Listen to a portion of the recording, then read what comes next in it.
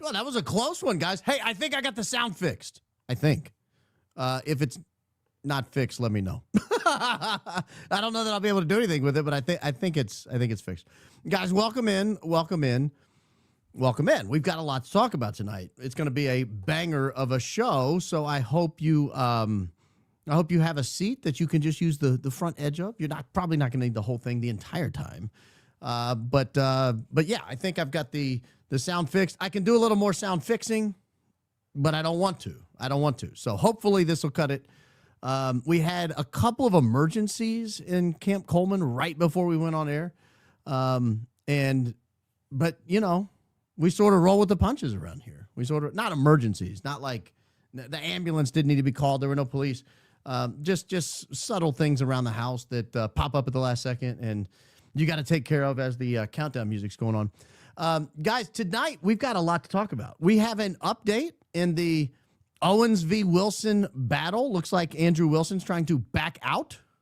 Surprise, surprise. I'll be stunned if this thing happens. I 100% do not believe Candace Owens would back down under any circumstances, even though I think it's probably highly inadvisable to do something like this. And not because she can't hold her own, just because, you know, the guy couldn't even, it took him like 4 hours to agree to a topic. You know, come on, stop it. But it sounds to me, from what I'm hearing, that he's having trouble. Identifying some last-minute issues. Well, that's it. That's a him problem. He's the one with the bravado. Smoke Boy wants to debate. Smoke Boy needs to figure out how to solve his own problems and step up to the mic. Get your plane booked now, Smoke Boy. The debate is scheduled for Friday, 3.5-hour minimum debate, and I, for one, am looking forward to it. So that's a little update. You know, Michael Knowles wavering on whether or not he's gonna host it. They'll find someone to host it. I don't even think they needed a host. Why do you need a host for a debate? How about Lincoln Douglas style? There was no moderator in the Lincoln Douglas debate. Go back and read it. It's famous. You can go read it anytime you want. They just man up, and they asked each other questions, and then they, you know, people still talking about it, 161 years later? So Lincoln Douglas it up, guys. Have some fun. We don't need a moderator. We just need a battle. So I look forward to seeing if that actually comes to fruition. We also have an update. I told you guys this was going to happen. I warned you that they were going to try to have a one-year party, a one-year anniversary party of the date Charlie passed, and that looks like it was going to be scheduled for September 10th, and it may not be going off now as planned. So we'll give you a little update on that as well, what we're hearing. It's a little shocking to me, frankly, but it doesn't shock me that someone who would come out in glitter Elvis suits to an event right in the wake of Charlie passing would be trying to host a one-year party for Charlie's passage. I think it's a little tasteless. I wouldn't do it if I was running TPUSA, but, you know, they never called me. I gave them my number, and they never called. So we'll give you an update about that. We also have some new security footage, which is raising an interesting question about who exactly was with Charlie Kirk before the event. Because now we have pictures that we'll look at tonight of the security team on the ground before the event on September 10th. Who was there? And as we identify people who were there, the inevitable question arises. Who was in Salt Lake City with Charlie? We don't know the answer to that. And that could be critical to figuring out what happened on that faithful day. And Sailor Boy's back. Rob McCoy, Rob the Sailor Man, is back in the news. He was actually in my hometown, just up the road from where I live, last week. It's interesting because I saw a plane come in, and I thought, who's on that plane? May have been Rob. I'm not exactly sure. It flew to an airport I wasn't expecting a TPUSA-affiliated plane to fly. I looked and thought, well, that's a weird place for them to fly. What's he doing all the way down here? Well, it may have been Rob McCoy. Either way, we're going to take a brief look at that. And there's some other stuff we'll clean up along the way. Charlie's personal assistant, or his new assistant, I don't know what you'd call him, a guy named Nate Walker, who was there that day. He went by the moniker Binder Boy for the longest time. Binder Boy. Blonde-headed guy. He had a leather passenger bag, sunglasses, and he was carrying around binders, and then he could be seen about 120 seconds or so after the Big Bang, wandering around, throwing his sunglasses on, looking like job well done after the event, or 2 minutes after the Big Bang. We dug through his Twitter profile and noticed something is wrong. We'll tell you what that something is here in just a little bit. But I have an opening statement tonight. I always get heat whenever I skip an opening statement. Guys, these take a long time to write. They take a long time to write. Daisy gets frustrated because she's trying to help put a show together, and I'm like, I'm still writing the open. Stop. Not stop in a bad way, but like, I got to make a decision. So I've got one tonight, and I think it's pretty good.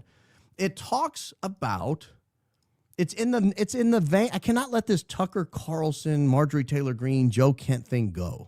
Thomas Massey. I cannot let it out of my head. I keep coming back to it time and time again, and I keep looking for historical parallels on whether or not something like this is precedented. Like, can I find a historical precedent for what we're seeing taking place? And I've got one tonight that sort of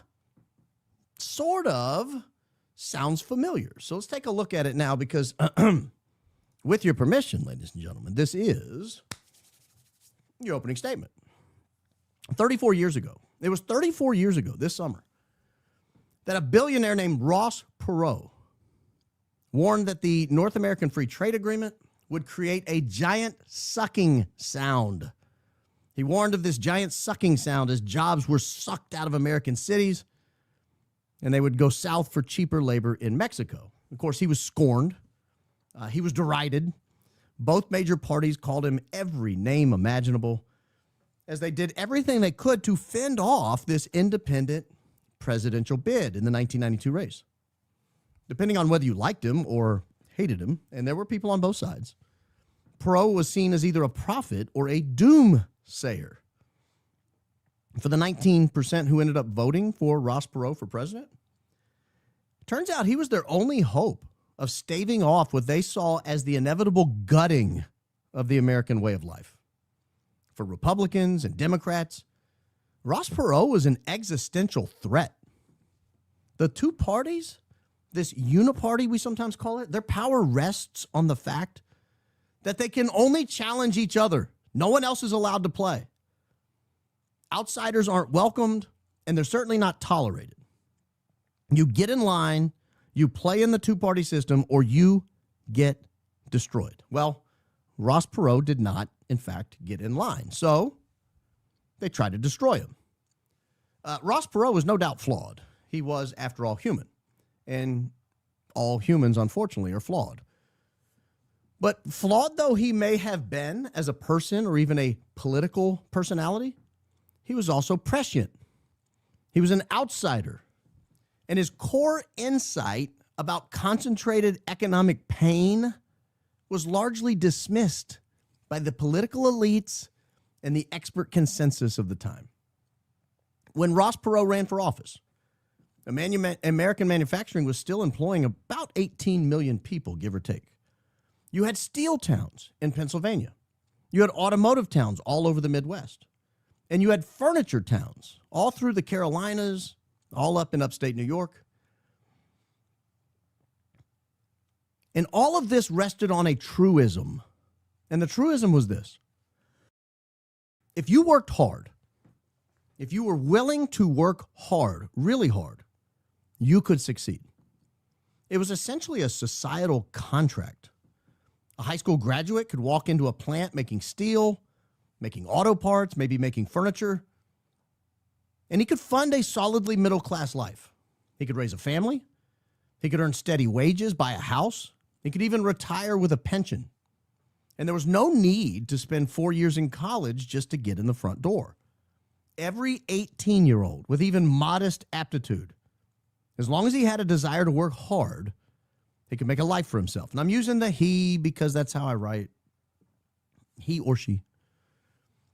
But beneath this surface, corporatists and globalists were shuffling their capital because this was 1992, after all. This was the end of the Cold War.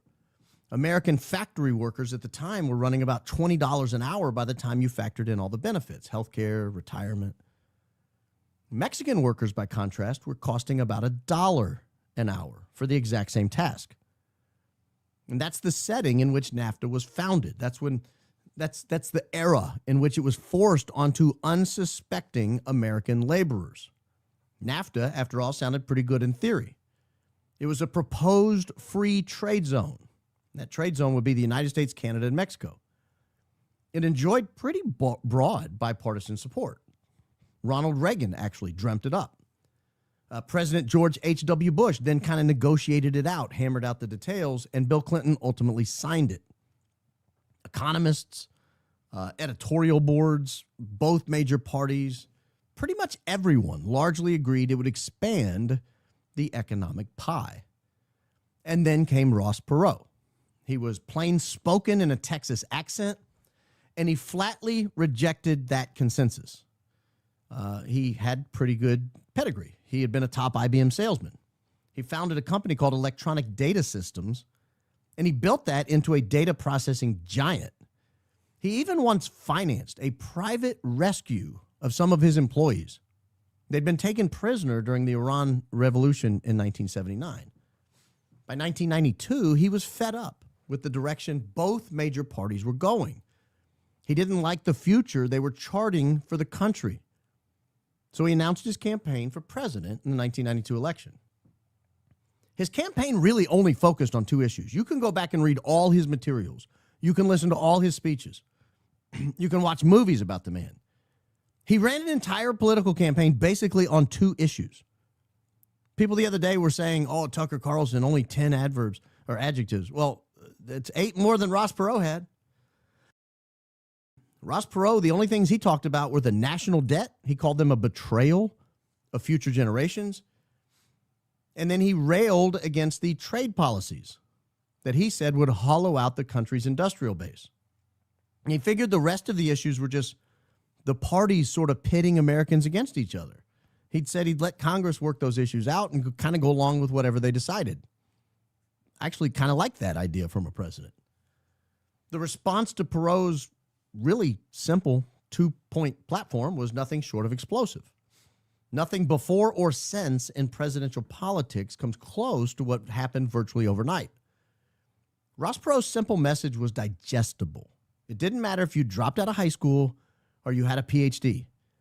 Everyone and anyone could grasp Ross Perot's message. His simplicity was the driver. Volunteers immediately began organizing in all 50 states because they had to get Ross Perot on the ballot. Polls even briefly showed him leading Bush and Clinton. He largely funded his own campaign. He took donations, but not big corporate donations because they basically hated him. And he did something really unprecedented. Instead of buying 30-second ads, he bought 30-minute blocks of primetime television. And he would deliver economics lectures. He'd have hand-drawn charts. He'd had a little pointer. He even published a book called Save Your Job, Save Our Country, Why NAFTA Must Be Stopped. And then in July of 1992, with the wind at his back and really doing well in the presidential race, he quit. He dropped out of the race. He said it was in the face of relentless attacks and threats against his family. And then he didn't campaign again until October. In October, he re-enters the race a couple of 3 weeks before the election. On a debate stage, October 15th, 1992, Ross Perot argued that once NAFTA passed, companies would simply compare the $12 to $15 an hour American factory labor, and they would look across the border and see that same labor could be purchased for $1 an hour in Mexico. And you didn't have to pay healthcare costs. You didn't have to comply with costly safety regulations. There were no real environmental controls, and you didn't have to fund a pension plan. The result, according to Ross Perot, would be a giant sucking sound of jobs moving south. The deal would not lift Mexican wages as much as drive American wages down. Nearly every mainstream economist pounced on him. Nearly every mainstream political talking head also pounced on Ross Perot. They called him simplistic. They called him foolish. They dismissed him as fear-mongering. They insisted free trade would create net gains and that any losers in the game of shuffling jobs around among countries, they could be retrained. We could teach them to do something else. Ross Perot got nearly 19% of the popular vote. No independent had come close to that level of support in more than 80 years. But he didn't win a single electoral vote. His broad appeal actually worked against him in that respect. Had he run a more regional campaign, he might have concentrated votes in particular states, and that would have at least allowed him to pick up some electoral votes. At the end of the election, Clinton won. NAFTA passed. It took effect on January 1st, 1994. And the giant sucking sound became a punchline. The year before NAFTA, the U.S.-Mexico goods trade balance was about equal. We imported about what we exported. That would never happen again. The balance shifted in Mexico's favor and picked up steam over the years. Auto parts plants, appliance makers, textile mills, furniture factories, they all relocated to Mexico, exactly as Ross Perot said they would. And the result was disastrous. Single plant towns watched their only plant leave. And then the suppliers packed up and left. And then the local businesses shut down. And then all the homes were foreclosed on. The industrial Midwest, the southeastern United States, they experienced a slow hollowing out. For those communities, that giant sucking sound Ross Perot warned about, it was not a punchline at all. The economy did grow in those years, but the American way of life did not. It most assuredly did not. On the heels of NAFTA was China. China became an entrant into the World Trade Organization in 2001. And that actually produced a greater loss of American manufacturing jobs as plants now decided to exploit China instead of just Mexico. Ross Perot recognized a reality that can't be seen on a spreadsheet. When corporatists and globalists chase lower wages across the planet, the economic pain is very much not evenly distributed. Losses concentrate on particular people. Those particular people have families. Those families had hopes and dreams, and those hopes and dreams are no longer reachable. The towns and jobs that formed the basis for their hopes and dreams, they were destroyed. Their dreams were destroyed right alongside their towns. Depression, drug use, and suicide replaced jobs, houses, and pensions. National averages have this nasty effect of masking the devastation. Experts set back and measure the averages, the total economic growth. Ross Perot didn't buy that. He spoke to the town. He spoke to the individuals that lost their only plant and their only economic driver in that area. He may have been eccentric, and he may have made an unforgiving blunder, frankly, by abruptly dropping out of the race only to jump back in a few weeks before the election. But it's hard to look back 34 years later and say that Ross Perot was wrong. He wasn't wrong. He was right. And he was right about almost everything. In 2016, Donald Trump actually ran on much of Ross Perot's platform. He ran on his messaging of the consequences of the so-called free trade agreements. He won Rust Belt states by promising to renegotiate those very trade deals that Ross Perot ran against back in 1992. NAFTA in 2020 was replaced by the U.S.-Mexico-Canada agreement, USMCA. It actually incorporated some of the labor imbalance concerns that Ross Perot had raised back in 1992. The problem is that was only half of Ross Perot's platform. The national debt was the other half. Perot was worried about a $4 trillion national debt in 1992. That number is now 10 times higher. It's set to cross $40 trillion in the very near future. So it turns out Ross Perot was actually right about that part too. But he lost anyway, despite being right. And he lost because the two-party system and this symbiotic media apparatus that support each other, they ignored Ross Perot's arguments. They chose instead to mock him, mockery being the primary means by which the entire system protects itself. The system doesn't have to answer to questions it deems beneath entertaining. Perot had a whiny voice. He had an unconventional appearance for a presidential contender, so what could he possibly know about economics, right? But despite mocking Perot as Chicken Little, despite mocking him, warning of this giant sucking sound. That line endures. The giant sucking sound endures. And it endures, if for no other reason, than most of those communities that heard the giant sucking sound, they watched the cause of the giant sucking sound destroy their American dream. And with it, it destroyed their entire way of life. And as depressing as an end as that is, that's your opening statement. I'm hopeful somebody will take up the cause at some point and try to correct the giant sucking sound. Donald Trump has tried a few things along the way. No one else has even tried. Most of his stuff has largely failed.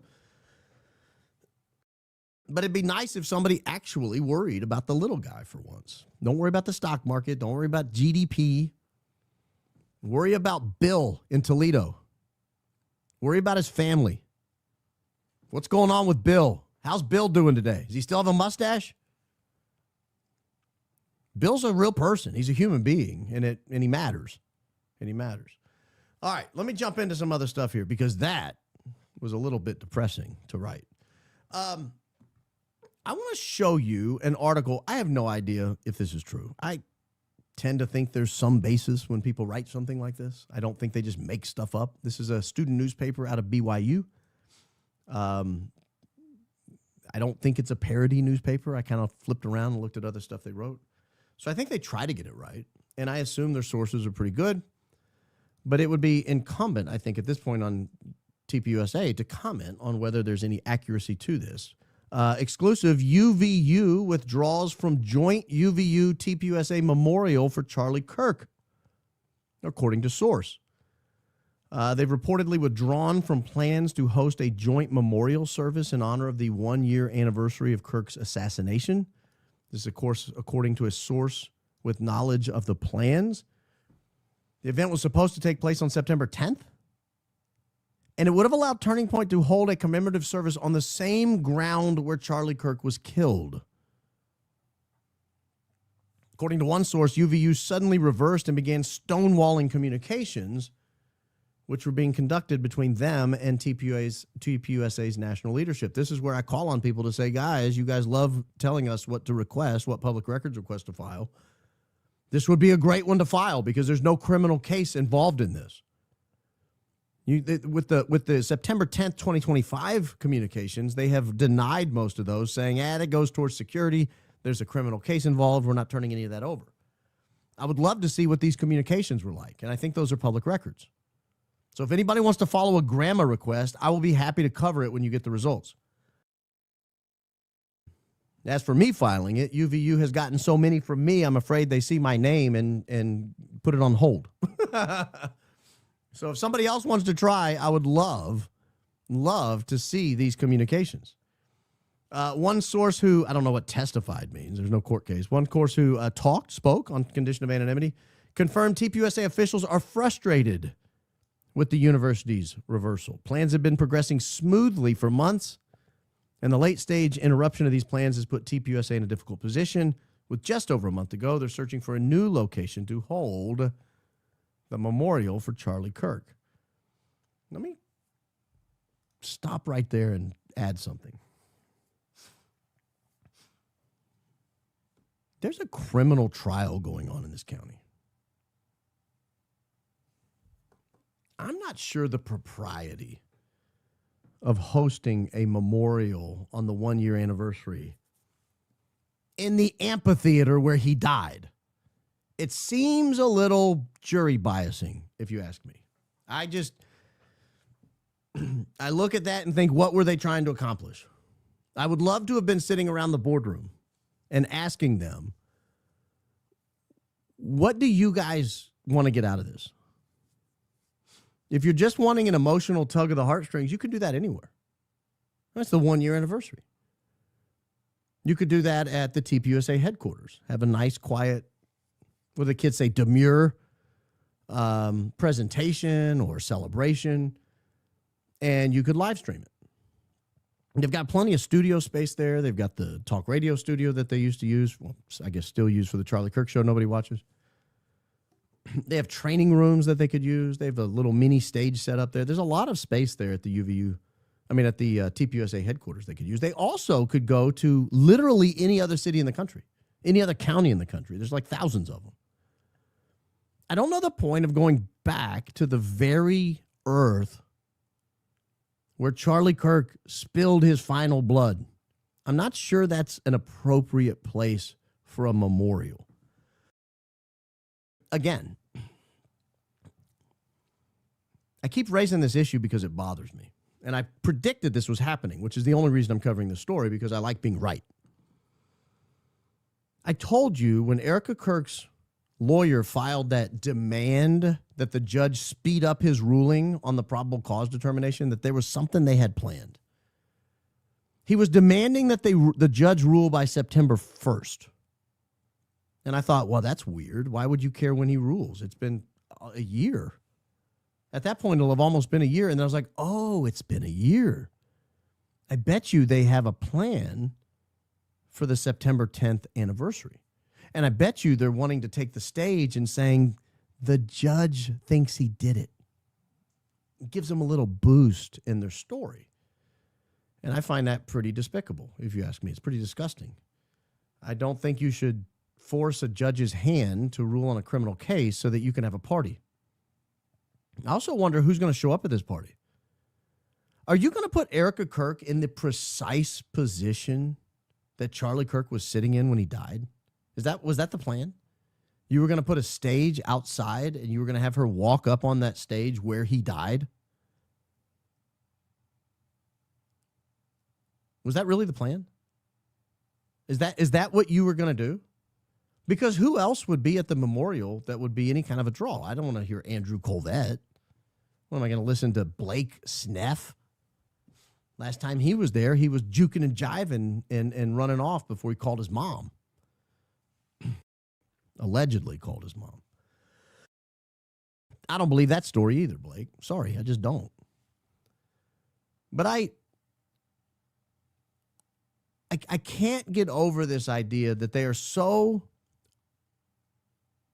lack so much confidence in their case against Tyler Robinson that they're trying to manipulate. They're trying to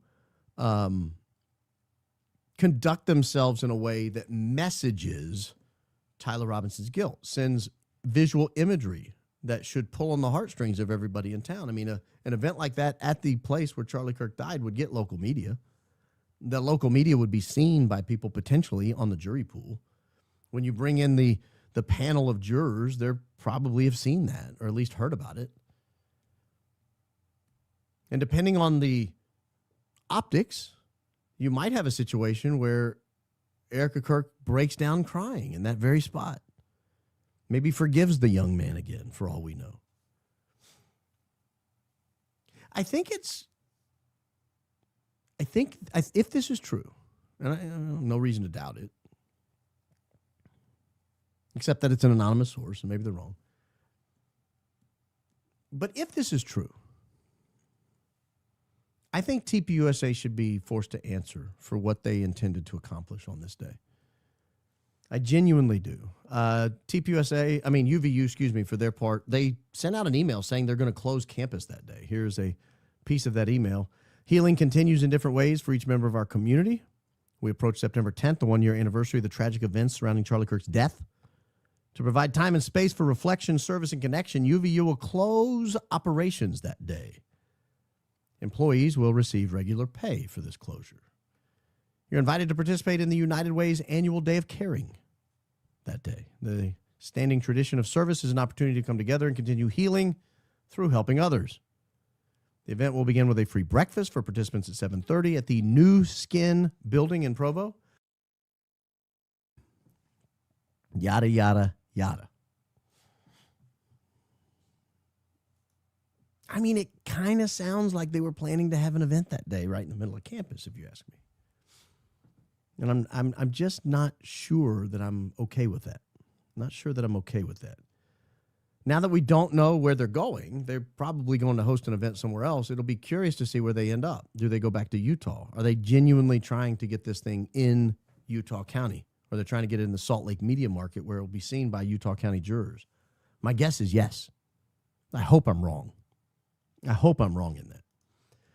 All right, we've got some new pictures to show you. Muppet Master, who's done a great job of grabbing information related to this case and all the different people, has once again come through and brought up some imagery from that day. We found some earlier pics of them setting up at UVU the morning Charlie Kirk was murdered.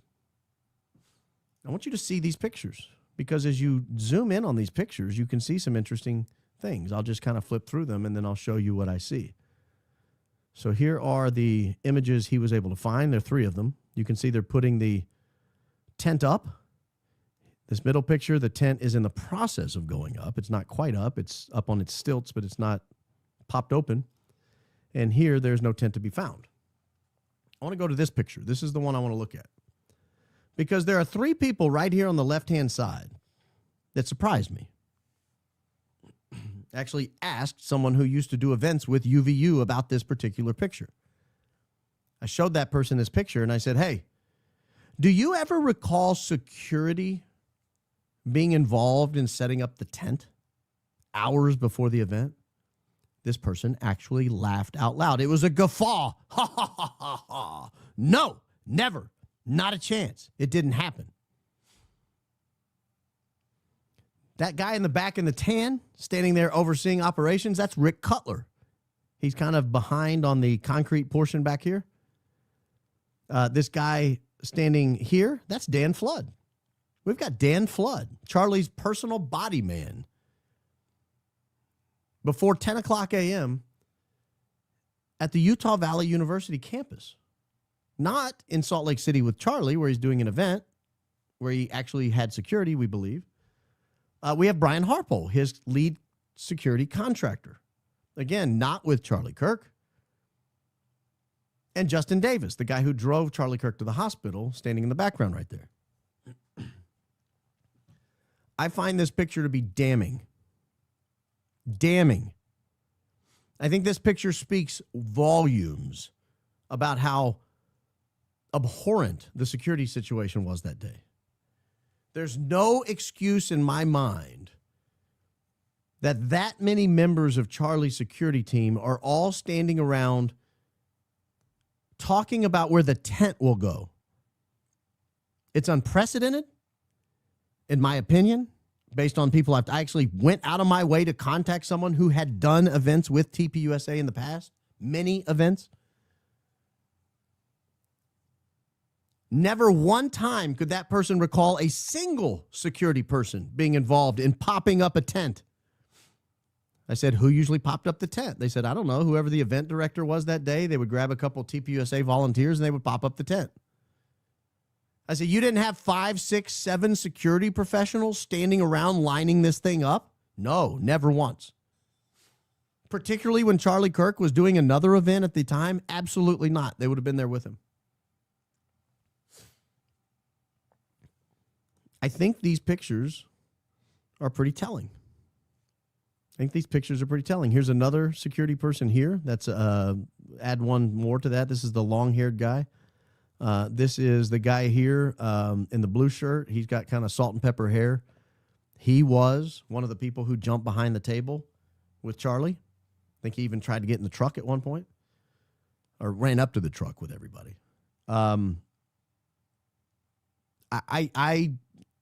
Again, if you're putting together a list of questions TPUSA needs to answer, this is among them. This right here is among them. Why is Rick Cutler and Dan Flood and Brian Harpole and Justin Davis and multiple other security people lining up the tent? Why is that team lining up the tent? Why are they worried about a tent? Put the tent up. We don't care where it goes. Put it up.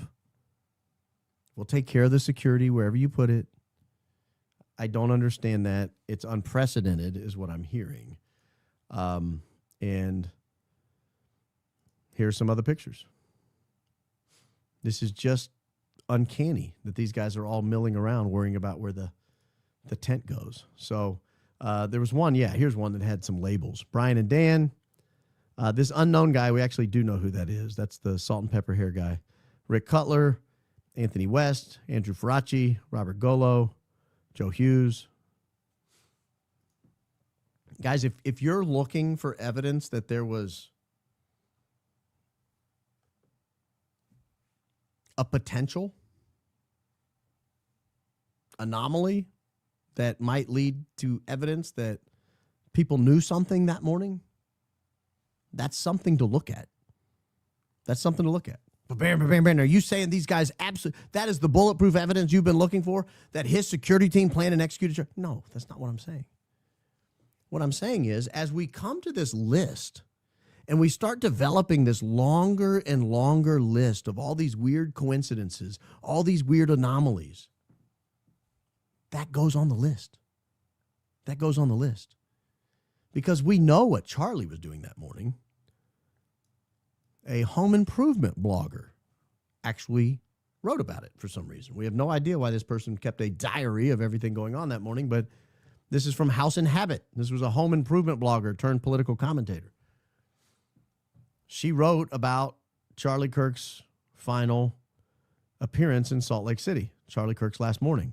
If you scroll down here, you'll find out he actually did have security with him there. We don't know who that was. He arrived with 2 security members, his chief of staff, Mikey McCoy, and philanthropic gift officer, John McGovern. Now, I'll say this. Depending on whether this person knows the grammar rules of the English language, we can draw one of 2 conclusions. Conclusion 1, House and Habit is an expert wordsmith, understands grammar, and understands the proper use of a colon. If we assume that she knows what a colon is and how a colon is properly used, then we conclude that the 2 security members were actually Mikey McCoy and John McGovern. John McGovern, by the way, being the highest paid salaried member of TPUSA. Mikey McCoy being the 22-year-old or so chief of staff, kind of a weird little guy.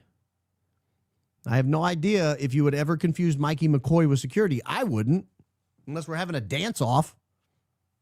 Like if they're playing I Will Survive and you've got to like shake your hips to it, yeah, maybe Mikey McCoy's your entrant. But if I'm trying to stay alive, he may not be the guy I want. I may want someone a little stronger, a little more manly. Now, if you assume House and Habit does not understand the English language, then you might assume he arrived with 2 security members and Mikey McCoy and John McGovern. So it just depends on whether we think she knows how to use a colon, whether or not Charlie had any security at all, which I think would be pretty strange. Remember, he flew up there that morning. Mikey was on the plane. John McGovern, I think, was on the plane. Blake Neff was on the plane. Danny Phillip was on the plane. I'd frankly rather be guarded by Danny Phillip than Mikey McCoy. Danny Phillip was a fat boy at one time. At least he might know how to fight. He probably got picked on a little bit. He might be angry. I don't know. Mikey McCoy might have gotten picked on a little bit too, but I'm still not sure if I'm going into a fight, Mikey's the guy I'm picking. He might be the last guy picked on that team. So I don't know if he even had security, is my point. I don't even know if Charlie had security while he was in Salt Lake City. And I think that's a pretty devastating commentary on what they were thinking and contemplating and planning that day. Because instead of guarding Charlie and making sure Charlie stayed alive, which is the fundamental goal of security, that's rule 1, make sure your protectee lives. If he's still breathing the next day, you had a pretty successful day. If he's not breathing the next day, you failed. Like that's kind of it's a gate. It's a gate 0. Did he live? Okay. Well, now we can analyze if anything went wrong. Did he not live? Oh, okay. Now we know something went wrong. Let's figure out what it was. Charlie lived through the Salt Lake City event. But if she knows how to use English language and she's accurately transcribing what happened that morning, he may not have had any actual security with him. He had a donor relations guy, a guy whose sole job at TPUSA is to get money out of people, and Mikey McCoy, whose bubbly. I mean, I don't know any other way to describe him. That's how Blake described him. Bubbly. Mikey McCoy's bubbly. Happy, very happy young man. Flintstone style happy. They'll have a gay old time. That is pretty damning when you go back and look at those photos, because all of Charlie Kirk's security was worried about how to pop up a tent. Can you give me a hand with this? Have we got it in the right spot? Hey, your guy's an hour north of here, and he doesn't have any security with it. He got Mikey McCoy. I mean, is Mikey McCoy going to sashay the bandit to death if something goes wrong? Mikey McCoy going to whip his hips into the bad guy? I think I need someone who can rumble. Even Danny and Blake, they flew in with him, but they were just marking time. They don't even know where they were. You remember Danny, Mikey McCoy didn't even know who he was with. Well, we had to tell him you were with Danny Phillip. We saw you drive in. Where did you go? I don't know. Did you stay in Salt Lake City? Yeah, maybe. Did you go to Orem? Oh, who knows? What'd you do? Mark time. What do you mean by mark time? Oh, sorry, that was Blake marking time, not Mikey. Mikey was sashaying around the restaurantology event, making sure Charlie stayed alive. I think. And we now have video image of Charlie Kirk arriving on campus. So we see the arrival take place. Where they have a restaurant. Let's go. Wow, look at that. Beautiful. Look at that.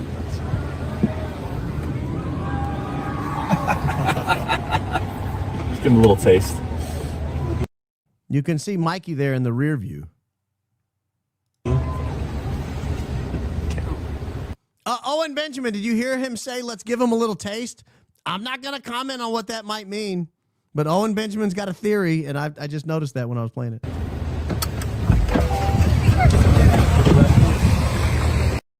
So that's them arriving. There was no security there that I could see. That's kind of weird to me. You guys are so worried about the roofs. You're so worried about his safety. You did everything you could to keep him alive. And you sent him into an event with Mikey McCoy and a donor, a guy who likes donors. That sounded weird. But it's not inaccurate. Mikey McCoy and a guy who likes donors. That's who you sent him in with.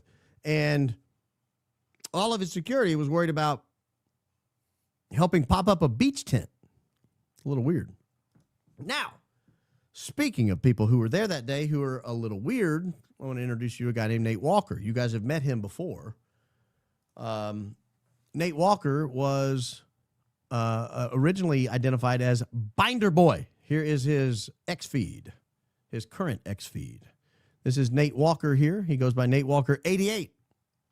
We will bypass the obvious racist intonations of 88 being in your user handle and just assume he might have been born in 1988 or something. I don't know. We'll go up here and notice there's 657 posts on Nate Walker's profile. 657 posts. But Baron, why do you care how many posts Nate Walker had? Funny you should ask, Alan. It matters.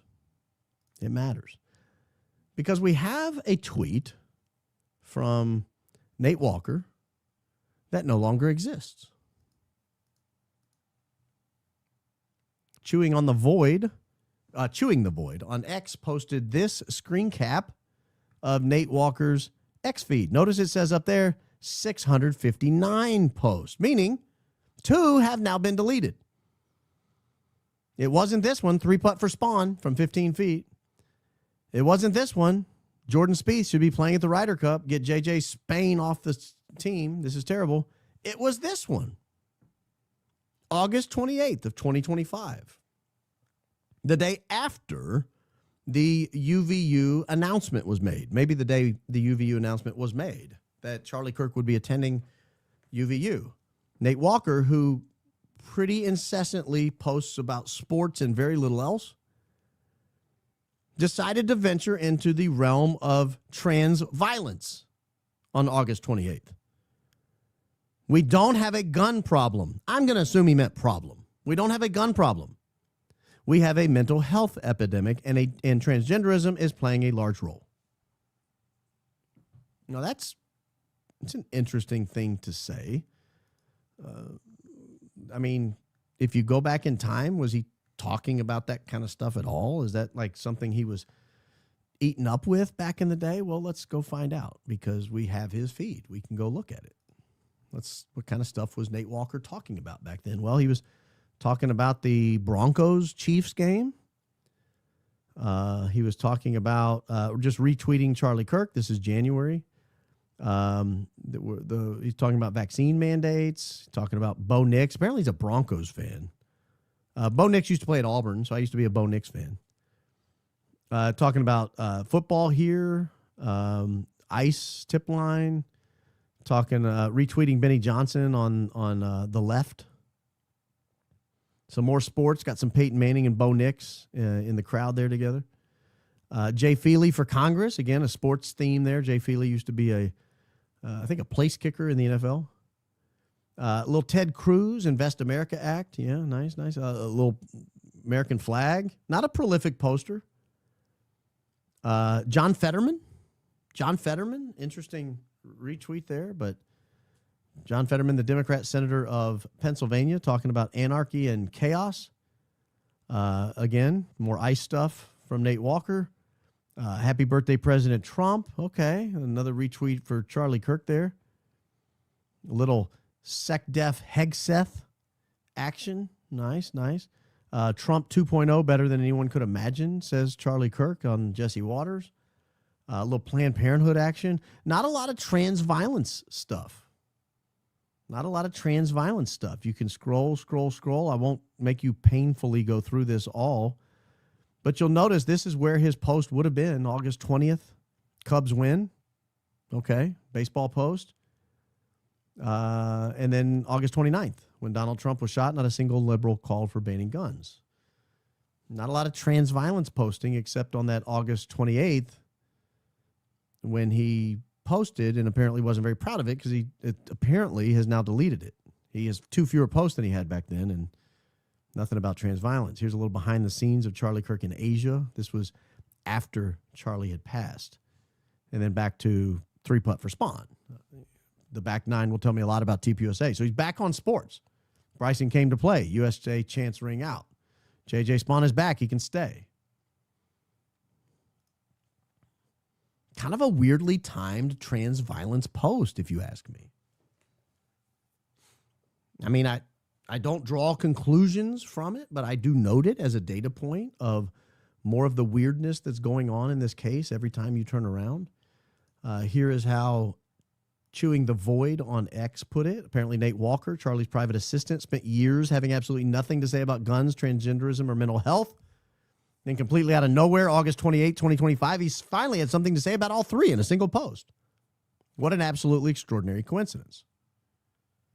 I would say so. And I think it's notable that post no longer exists. So I don't know what to make of that. I think if you dig around a little bit, it looks like he just started working for Charlie maybe a month or so before, maybe a little before that. I'm not sure. He'd not been a years-long employee at Turning Point USA. He was relatively new to the game. And upon getting there, he takes a keen interest in trans violence. Noteworthy, of course, that the last question Charlie answered was about trans violence at a time he was allegedly shot by a guy who supposedly lived with a trans person. So that's a lot of weirdness in one tweet. Now, the moment you guys have all been waiting for. We've kind of left Rob McCoy alone for a little while. We've left Rob McCoy alone for a little while. I'll pull the volume. Allie Top Files is the one who noticed that Rob McCoy had done a recent event, a recent podcast. Here's Allie's post on it. Rob McCoy saying Harpole is going to win the lawsuit. Also, did you just say you can see Tyler pulling the trigger? Well, let's take a look at this. This is a little weird.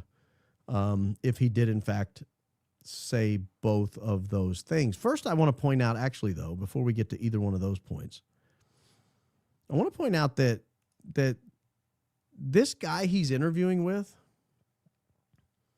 he lives in Middle Tennessee. He doesn't live far at all from me. He lives in Middle Tennessee, maybe 15, 20 minutes away from Candace Owens. And he seems particularly concerned about living near Candace Owens, which strikes me as a little strange. I don't even think he's originally from Tennessee, but here is how. Oh, let me pull the volume down a little bit. You said turn the volume down a little bit. Here's how he puts it. Now, because you're my friend, and you're, 15 miles from where she lives, and you've had to deal with this? Yeah. I'm sorry.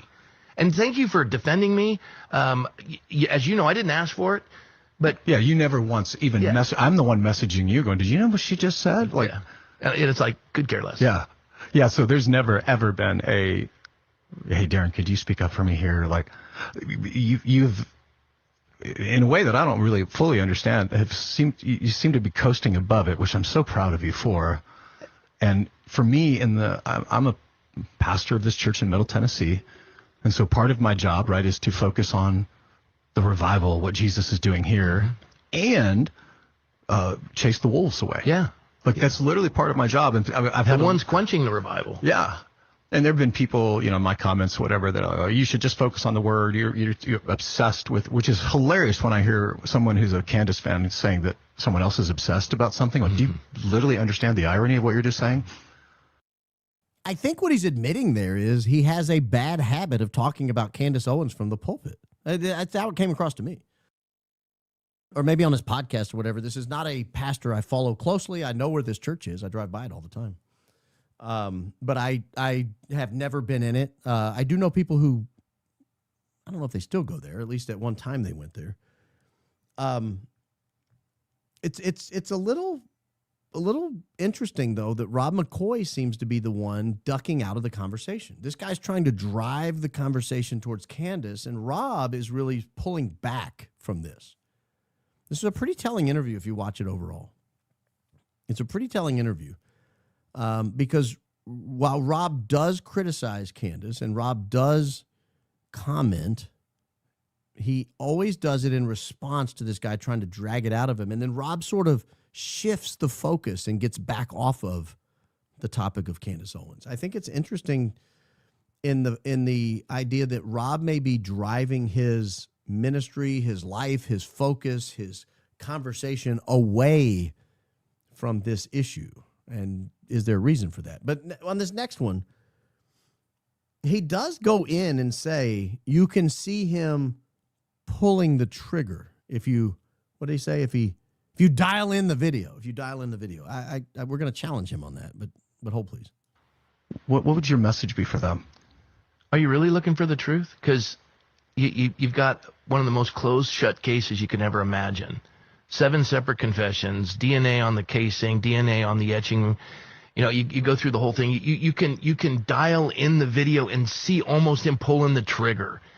And yet every one of your vain speculations and innuendos and conspiracies have all flopped. You can dial in the video and see him pulling the trigger. Okay, well, let's try that. We've actually got this dialed in. Let's see if you can dial it in enough to see the trigger. This is Daisy edited this, but all she changed was the dialing. Well, we have the video that they saw in court. We have the exact video they saw in court, but this per Rob, if you dial it in, you can see it. So I had to ask, can you dial it in for me so I can see it? Okay, he's dialed. It's pretty dialed, actually. Okay, he's dialed. I got some dialing going on here. Yeah, it's good. Very dialed here. Okay, I think is that the? Okay, it's the pixels in the back. Yeah. All right. Got some dialing going on back there. Did I see a trigger? No, not yet. Maybe the trigger. Maybe the trigger doesn't dial with it, or I don't know. He told me if you dialed it in, you could see it. It's still looking. I guess he's still laying there. I'm not sure. All I see is blurred pixelation. We have not altered this, ladies and gentlemen. This is the video that we got directly from the courtroom. This is very dialed, as dialed as you can get without losing sort of the feel for what's going on, the surrounding buildings, the terrain. You can see the mountainous backdrop back there. You can see some windows there in the foreground. Any minute now, surely we're going to see a trigger in this dialing. Very dialed in. Okay. This is not paused, ladies and gentlemen. Oh, he got up and ran off. Oh. Must have missed the trigger.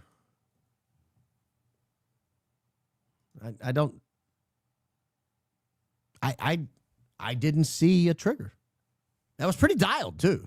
Like if I must confess, what they showed in the courtroom was way farther back. We had Daisy really dial it in without losing any granularity. It's very dialed. Rob must have eagle eyes. He must have very good vision in his old age. It's dialed in 1,500%, I'm told. That's pretty dialed. A couple more clips here from The Good Pastor, America's pastor, if you will. Charlie Kirk's pastor, Rob McCoy. And they've all been debunked. And you're still buying into it. I mean, it's like you're at Vegas and you're addicted here, and you're going to keep going and pulling more money out of the ATM because you're going to win sooner or later. She's not going to have a return on her investment. Brian's going to win that lawsuit. How does he know that? How does he know that Brian's going to win that lawsuit? I mean, if you state it, you must be pretty confident, I would think. You've got to have some measure of bravado to make such a statement. Does he have inside information? He said it as if he did. Brian is going to win that lawsuit. She's going to, listen, she makes a lot of money at this. Yes, she does. And I hope she enjoys every penny of it because because in this life, because you'll have hell to pay in the next. And I hope I've met her once in passing. It wasn't anything significant, but I had a really neat conversation with her husband, George. And I liked the guy. And I believed him to be an evangelical Christian. And he spoke of the Lord. And his dad, Sir Michael Farmer, heads up the Jewish Christian organization in England. And he's royalty in that sense. He's part of that class. And he is a Zionist. I can't imagine what's happened to their family in the division there. I know that George has had some struggles, and it's got to be tough. I mean, yeah. The money's not worth it. And listen, folks, you're following someone who's taking advantage of you. Those are pretty harsh words. He basically condemned her to hell, said she was going to lose her lawsuit, but was still somehow going to keep all the money. I don't know where. I mean, where I come from, if you lose the lawsuit, you owe the money. But that I'm old school. Maybe he knows some sort of lawsuit trick that I'm unfamiliar with, but. She's going to lose the lawsuit, but she's going to keep all her money. He hopes she spends it and enjoys it well because she's going to hell. Pastor indeed. Oh, and by the way, her husband's a really nice chap. He's a real nice chap. He's an evangelical Christian. Okay, is she not? I mean, she's Catholic, but you can still be an evangelical Catholic. He's Catholic. He called him evangelical Christian. So what's the game here? I sense that the newest game, because Rob's always a step ahead. I sense the newest game here is to say that there's trouble at home. There's trouble at home. George can barely tolerate her. I think that's where they're headed with this. I think that's foolishness. I think it's nonsensical. I also think it's nonsensical to bring her father-in-law into it, who lives in another country. What does he have to do with what she covers on her podcast? I played that to myself several times. And I thought, I doubt my mother-in-law even knows I have a podcast. She may. I don't know if she does or not. I can assure you she doesn't know what we talk about. She's not watching it. She doesn't care what we talk about here. And nothing she does in her personal life is reflected in any way whatsoever about this podcast. My mother-in-law is a delightful woman. She raised my wife. She's fantastic. But I can assure you, she doesn't care what I do here on a nightly basis. So why would what did he call him? Is that his name, Michael? I actually don't even know his name. Why would Michael Farmer or Sir Michael Farmer or Lord Michael, whatever his name is, why would he care what Candace does on her podcast? Isn't he busy? He's in the House of Lords. Isn't he like a businessman or something? He's running his own businesses. I doubt he cares what Candace talks about. That's just me. But it gives you insight into where I think they're taking the next level of these attacks against people, is to try to divide them from the people closest to them. Divide friends from each other, divide spouses from each other, divide extended family from the individual hosts. And I think that's pretty diabolical. I think it's pretty disgusting. Families are a beautiful thing. They're the fundamental cell of society. If families collapse, society collapses. Rob knows that, or he should know that. He should know that. And any attempt to try to drive some sort of wedge between Candace and her husband or Candace and her father-in-law, I think is disgusting. I think it's absolutely disgusting. I actually don't know whether what he said about her father-in-law is true or not. He may be the world's biggest Zionist. I actually don't know what my mother-in-law thinks about Zionism. I've never asked her. And I don't know that Candace has asked Michael Farmer what he thinks about it. Maybe she has. Maybe that was the first topic of conversation. Maybe that's what they talk about at Thanksgiving. Could you pass the gravy? What about the Jews? What do you think of those people? Oh, yeah, Homeland, good. Yeah. Is there any more stuffing? You got any stuffing? You know, I got to speak with a British accent. Oh, I heard you guys eat stuffing with your turkey. Yes. What do you think about the embassy moving? All right, let me play one more clip from here. This is like an hour-long podcast. It does not deserve to be an hour long. It's 52 minutes. Has no business being that long.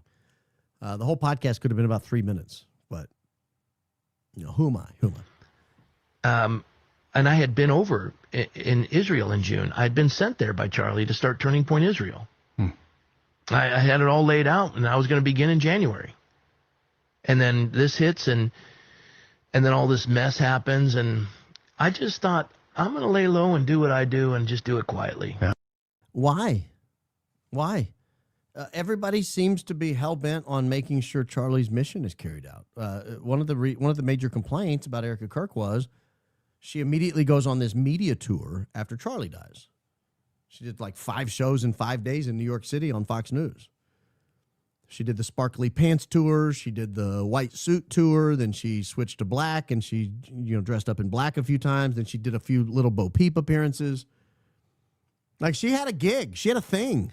She was an actress. Like, she was going in different costumes to different events. And she had Black Leather Pant Day. You remember that? In October. It was around Halloween. It was not a Halloween costume. It was a Black Leather Pant Day. But if everybody's and she said, I had to do that because Charlie's mission was this book tour. It's the last thing he had scheduled was this book tour. We had to finish the book tour. Everybody remember Charlie book tour. He wrote a book, it's got a hand on it. It looks like it says Stop God until you pull it up and get your readers on it. It says Stop in the Name of God. But either title's probably correct for the way they're utilizing it. But if she had to go on a book tour to honor Charlie's final wishes, and she had to go do all these events, then Erica, why are you doing these large speaking events? Stay home with your kids. No, I had to because Charlie was scheduled to be here, and we have to fulfill Charlie's schedule. Well, apparently one of Charlie's dying wishes 3 months before he passes is that Rob goes and starts Turning Point Israel. You can choose to believe that or not. I choose not to. But let's just say, for the sake of argument, it happened. Let's say Rob the Sailor Man had this conversation with Charlie Kirk. Rob, we got to have a Turning Point Israel, and you're just the man to lead it. Yeah, I know they're at war, but we're going to send you into the battlefield, fat boy. We're going to have you go over there, and we're going to have you I don't even know what they'd be doing. You're not, what are you? I don't even know what you're allowed to say about Christianity over there. But you're going to go into the right in the middle of the battlefield, and you're going to start Turning Point Israel. And then 3 months later, he dies, and now you're turning your back on your friend's dying wish. This is supposedly one of your parishioners. You're his pastor, remember? This is one of his dying wishes, Rob. And what was the excuse you gave? It was a hassle? Is that what you said? Let me listen one more time. This as he did in June. And I had been over in Israel in June. I had been sent there by Charlie to start Turning Point Israel. I had it all laid out, and I was going to begin in January. He already had it laid out. Like the planning was already done. So why did he not execute? And then this hits, and then all this mess happens. What mess? That's what I don't understand. Like that's yada yada. That's like going back to Seinfeld. You yada yada over the most important part. What mess caused you to abandon your parishioner's dying wish that you, a pastor, America's pastor, go over and start Turning Point Israel? Can you think of anything more important for a Rob in the world? You already had it laid out. And then this mess happened. What mess? You calling Charlie getting killed a mess? Or are you talking about the fallout as the mess, where you said your son was stained in blood head to toe and he was like the admiral barking orders and leading the brigades? Well, what is the mess? And I just thought, I'm going to lay low and do what I do and just... Oh, he going to lay low and do what he does. I'm going to make it do what it do. That's Rob. That's his new philosophy. I'm just going to lay low. I'm just Rob McCoy out here laying low. Nobody lays low like Rob McCoy. When I think of laying low, I think of Pastor Rob McCoy. Almost a wallflower. You almost don't even know he's there. Do it quietly. Yeah. And so I've just been traveling the country. Wherever anyone invites me to speak, I go. And I've been... And how does he get there? I'm very curious about this in light of this plane trip I found that looks like it might have been Rob coming to do this interview. I don't know that it was. I can't state for certain it was, but he did land in an airport right next to this guy's church, or like 10 minutes away from this guy's church. So that plane did land there, and it's a very unusual place to land. In fact, it was so unusual, I actually contacted a few people saying, are there TPUSA people in town? Like on our side of Nashville? Because it's not like they landed at John Toon, which is where most private planes land in Nashville, or B&A, which is where every other plane lands in Nashville. They were in a little suburban ex-urban, rural airport out in the middle of nowhere is where they were. And I saw it land, and it stayed overnight. And I thought, what the hell's this plane doing overnight? Who's here? And maybe, it's a charter service. Maybe there's someone chartered a plane to, BFE, Tennessee. But now that this has come out, and I looked at the date it was released, and I figured it takes 2 or 3 days to sort of process these podcasts, turn around, get them edited, get them in the can, get them up on YouTube, push publish. I wonder if that was Rob McCoy. So if he's traveling all over the country, is he paying for these private jets? Was he on a private jet? And if so, is he paying for it? I guess that's the better way to say it. Did Rob travel on a private jet, a Gulfstream 5? To come do a podcast, a 45-minute podcast that has, how many? Has 378 views? Yeah, am I to believe that? Or did this guy buy him a plane ticket to come here to do a podcast that's going to get 378 views in the first week it's up? I'm not knocking smaller creators, by the way. There are a lot of people who'd there's a time in my broadcasting career I would have loved to have had 378 YouTube views. I would have thought, what the hell happened? I must have done broadcasting gold for that many people to watch. But I certainly wouldn't have flown anywhere to do it to get 378 views. And I've been busy, 36 states, I think, three countries speaking since the time of Charlie's death. And I've been nonstop busy now doing with Pastor Sohn. And so who's paying for this? That's what I don't understand. He's trying to distance himself from TPUSA. I don't know what they're doing. I didn't want to do TPUSA Israel. Yes, it was Charlie's dying wish. I understand. He sent me on a mission. It was like Isaiah. Here I am. Send me. Well, now that you're dead, I may not go. Did you like Charlie? You had it all laid out. He asked you to do it, supposedly. But now you're just going to lay low? You're just going to fade into the background? I don't, guys, don't buy this. I don't buy it. You guys buy what you want. I don't buy it. Not for a second. I want to know how he got here. Was he on a private jet chartered by the company that TPUSA uses to charter their private jets? Paradise Jets, by the way. Was he on a Paradise Jet charter plane that flew into a rural southern Nashville airport a few days before this podcast released and then left the next day? Was Rob McCoy on that plane? If so, who paid the $50,000, $100,000 fee to shuffle Rob McCoy around to do a podcast? If he was on that plane, something else is going on. If he's going to 36 states and 3 countries speaking, and we can't figure out who's paying for it, that's expensive. That's a lot of travel. Now, it's possible these churches are paying for it. Yeah, we'd like to have you speak at our church. Here's a first-class ticket and $1,500 per diem. I don't know. Get a hotel. Well, maybe we'll put you up at one of our pastor friends' spare bedrooms. There's something going on here that I don't like. And it starts with this distancing himself from TPUSA. There's a problem here. There's a problem that they've identified. Nobody's walking away from this thing without there being a problem. You notice Erica's been laying low for a week or two? There's a problem. There's a problem. You notice Andrew hasn't been broadcasting from the Scottsdale studio or Phoenix studio? There's a problem.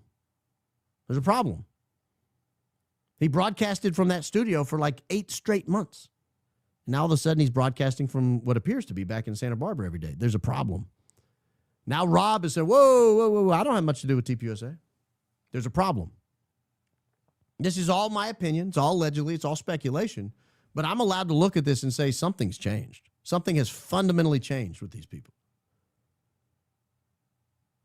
Mikey McCoy has basically been MIA for the last year. There was about a month or two where it looked like they were trying to make Mikey a thing. We're going to build him up. We're going to call him amazing. We're going to call him the general. We're going to call him the indubitable Mikey McCoy. I don't know. They just started throwing every adjective you could think of up there. It was like a thesaurus. They just open the thesaurus, and every day they highlight a new word, and that's the Mikey McCoy. The supreme Mikey McCoy. And then he went away. There was a problem. People weren't buying it. Remember they tried to make that Brylan Hollyhand a thing, and people were like, the hell is that guy? He's gayer than Mikey McCoy. Nah, we're not going to buy him either. Okay, well, get him out of there. Something's changed here in the last month or two. I think it goes back to the preliminary hearing. Something fundamentally changed that week. This case was supposed to be open and shut. He just said it's a closed shut case. I don't even know what that means, but we'll just give him the benefit of the doubt and assume he meant open and shut case. This is the most open and shut case he can think of. This case was supposed to be open and shut. There was not supposed to be a problem. They were going to come out of the preliminary hearing, in my opinion. They were going to come out of there victors. We were going to watch Tyler Robinson's mom take the stand. He told me he did it. We were going to watch Tyler Robinson's dad take the stand. He told us he did it. We were going to see 4K HD footage of him squeezing the trigger. We were going to see 4K HD footage of Tyler Robinson all over campus, and it was going to be indisputable it was him.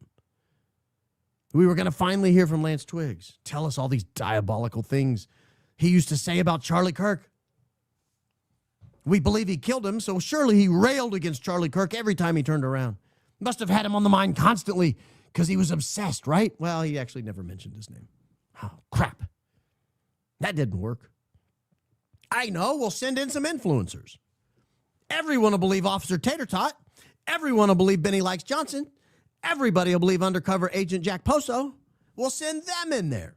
And they'll walk out and tell everybody it's an open and shut case. Well, nobody believed them either. And nobody believed them because we watched the whole preliminary hearing. We heard that, yes, Tyler Robinson's DNA was, in fact, on the rifle. But it was the most degraded DNA. We heard that Tyler Robinson's most degraded DNA was on the rifle, but so were 4 other people's, and we don't know who they are. We know one of them is Tyler Robinson's roommate, but that's all we know. We know the screwdriver has magically relocated from the woods where they found the gun to the top of the roof. We know that Tyler Robinson's roommate couldn't identify him initially. I don't know if that's him or not. I can't say definitively that's him. Bro? Oh, yeah. That's him. And those last two, I can tell that's him. You mean the last two pictures that were up on the screen when you said you could not definitively identify him? Those same two pictures? Okay. Not very believable, was it? Didn't talk about politics. Lance Twiggs told us that. Then you look at the text and you think these texts don't even make sense. They're written like a Australian wrote them. They spelled caliber like a British person spells it. B-R-E, not B-E-R like a normal person. American spells it. Normal American. Then we get to the fingerprint lady. Fingerprint lady has nothing for us. Can't get fingerprints out of the stairwell. Can't get fingerprints off the roof. Go back to the DNA lady. We had a drop of sweat on the roof. Couldn't get DNA off of that. I mean, then they put the target practice up, and it was a joke. It was a joke. The guy couldn't hit the broadside of a barn. I don't know if he was a mile away when he was practicing or what, but that was terrible. Then people started looking at the pictures and thought, where the hell's the gun? There's no gun. There's no gun on the roof. There's no gun in the pants. Why is he limping like that if he doesn't have a gun? And who are all these people? They don't even look like they're the same person. They're built differently. Their face structure is different. Why do they look so different? They're all supposed to be him. Oh, but we got his car coming back at the end of the night to pick up the gun. That's the bulletproof evidence we need. Oh, unfortunately, the neighbors said it was driven by a bald man with 3 passengers. Ah, shucks. You want to know what's changed? The preliminary hearing changed. Nobody's buying it. Nobody's buying it. They can say open and shut all they want. It's not. It's definitively not. Everything they promised us we would see, we didn't see. In an open and shut case, you don't struggle like this to meet the probable cause standard. That's an easy burden. That's an easy lift when somebody kills somebody and you know that for a fact they did it. You don't struggle for probable cause. You don't skip videos around. You don't hide stuff. You don't cut stuff off when you stand at the top of the stairs, only to put it back on a minute and a half later. What the hell was he doing for a minute and a half? What was he doing? You remember that photo, the video at the top of the stairwell? And the car disappears and the shadow jumps, and we looked at it and thought, why did they cut a minute and a half out of there? Well, I don't know what he was doing. You don't either. And that's the point. For all we know, he called someone. For all we know, somebody drove up and he talked to him. For all we know, he was waving at people. For all we know, somebody came up and they huddled and they were like, 3, 2, 1, go, and ran off. Then we saw him walk down the stairs and wave to somebody and touch his ear. Well, what's he doing that for? I thought he was alone. Too much weirdness, guys. Drives into the parking lot, but he doesn't walk down the stairs for 55 minutes. What the hell was he doing for 55 minutes? Where was he? And why is he driving down the parking lot when he pulls in and supposedly parks? That story doesn't add up. Then we learned he actually talked to someone with TPUSA. Huh? Who? Well, we're not going to tell you that. How do you know? Well, I don't know. We're not going to tell you that either. Do you have video footage of it? We're not going to tell you that either. Don't you think that's important? We're not going to tell you that either. Then why did you tell us he talked to somebody? We're not going to tell you that either. Well, surely you've turned all this evidence over to the defense and they find it bulletproof, right? No, actually, we haven't turned any of it over to them. They don't have the videos. They don't have the gun. They don't have the DNA. They don't have the fingerprints. They don't have anything. You just got to trust me, bro. That's what's changed. They walked out of the preliminary hearing as losers. As losers. And I'm telling you right now, I do believe the judge will succumb to political pressure and send this to trial. But I think he has every right not to. I think this judge has every right to look and say, you didn't meet your burden. You're doing sizzle reels. You're clipping stuff out, not explaining why you did it. You're combining videos and acting like it's one video. No, we're not going to do that. I'm throwing all that out. You had every opportunity to bring in here forensic evidence of the text messages, and you didn't give it to us. Instead, you gave us pictures from a broken phone. You didn't even show us Tyler's face when he turned himself in. Remember that? He turned himself into Washington County. And then the evidence they gave you of that was a 6-second clip of him from behind. Bro, why can't we see his face? You're presumably showing it to us to confirm it's him. What if I said, guys, I'm going to do my you'll know it's me. I'm going to do a 6-second podcast like this. But it was me, trust me. Well, he was wearing a hoodie. He has kind of reddish cast short hair. I think I can kind of see a beard from the side. And we know he has hearing problems, and I see the in-ear monitors he's wearing. No, That's not going to cut it. That's not going to cut it. And so now you see Rob, who was full of bravado a few months ago. Oh, he was, Rob, we could do a sizzle reel on Rob that would make him blush. Rob was all over this case. He's gone. He's distancing himself. I don't even want to go to Israel. When's the last time Rob didn't want to go to Israel? Rob's been to Israel more than he's been to any other state. When's the last time Rob was like, that's not really my jam over there? Yeah, Charlie asked me to start it. And yeah, it kind of fits right in my wheelhouse since I'm obsessed with Israel. That's all I ever talk about. But nah, not my thing. I'm probably going to let Charlie rot in a grave somewhere, knowing I'm turning my back on his dying wish. Something's changed. Something's changed. There's change in the air. There's change in the air. I'm glad, frankly, Erica's laying low. I pray she's with her children while she's laying low. But you have to admit it's a change. She was not laying low. Not all. She was not laying low. But now she is. After the preliminary hearing, she's laying low. These guys are all different. Something's massively changed. I saw a post the other day somebody put up. Turning Point had hired like 150 new people or whatever. Money must be flowing at Turning Point. But how many people they fire? Remember, they worked these people to the bone, 20, 30, 40-hour days, it felt like. 100-hour weeks. They were getting the memorial going. They were processing all the merch orders, 50,000 hats, all these shirts. And then they fired them all. And then they brought in 150 new people. So you fired all Charlie's people. Now you're hiring a bunch of new people? Why? Something's changed. Something's changed. They can't figure out who we're talking to over there. I think that's part of it. You hadn't fired them yet. Well, you fired one of them, but you haven't fired the other two. You can't find them. You are unable to find the people. So you keep firing people and hiring more people. What a pathetic excuse for a nonprofit organization. Why not just run your nonprofit? Why not just run your little radio show that 200 people listen to? Why don't you go do your sermons or whatever it was you were doing, Pastor Rob? No, this is a different landscape. These people are scared. They brought in Smoke Boy, who despised Erica Kirk, spoke terribly of Erica Kirk, spoke poorly of Charlie.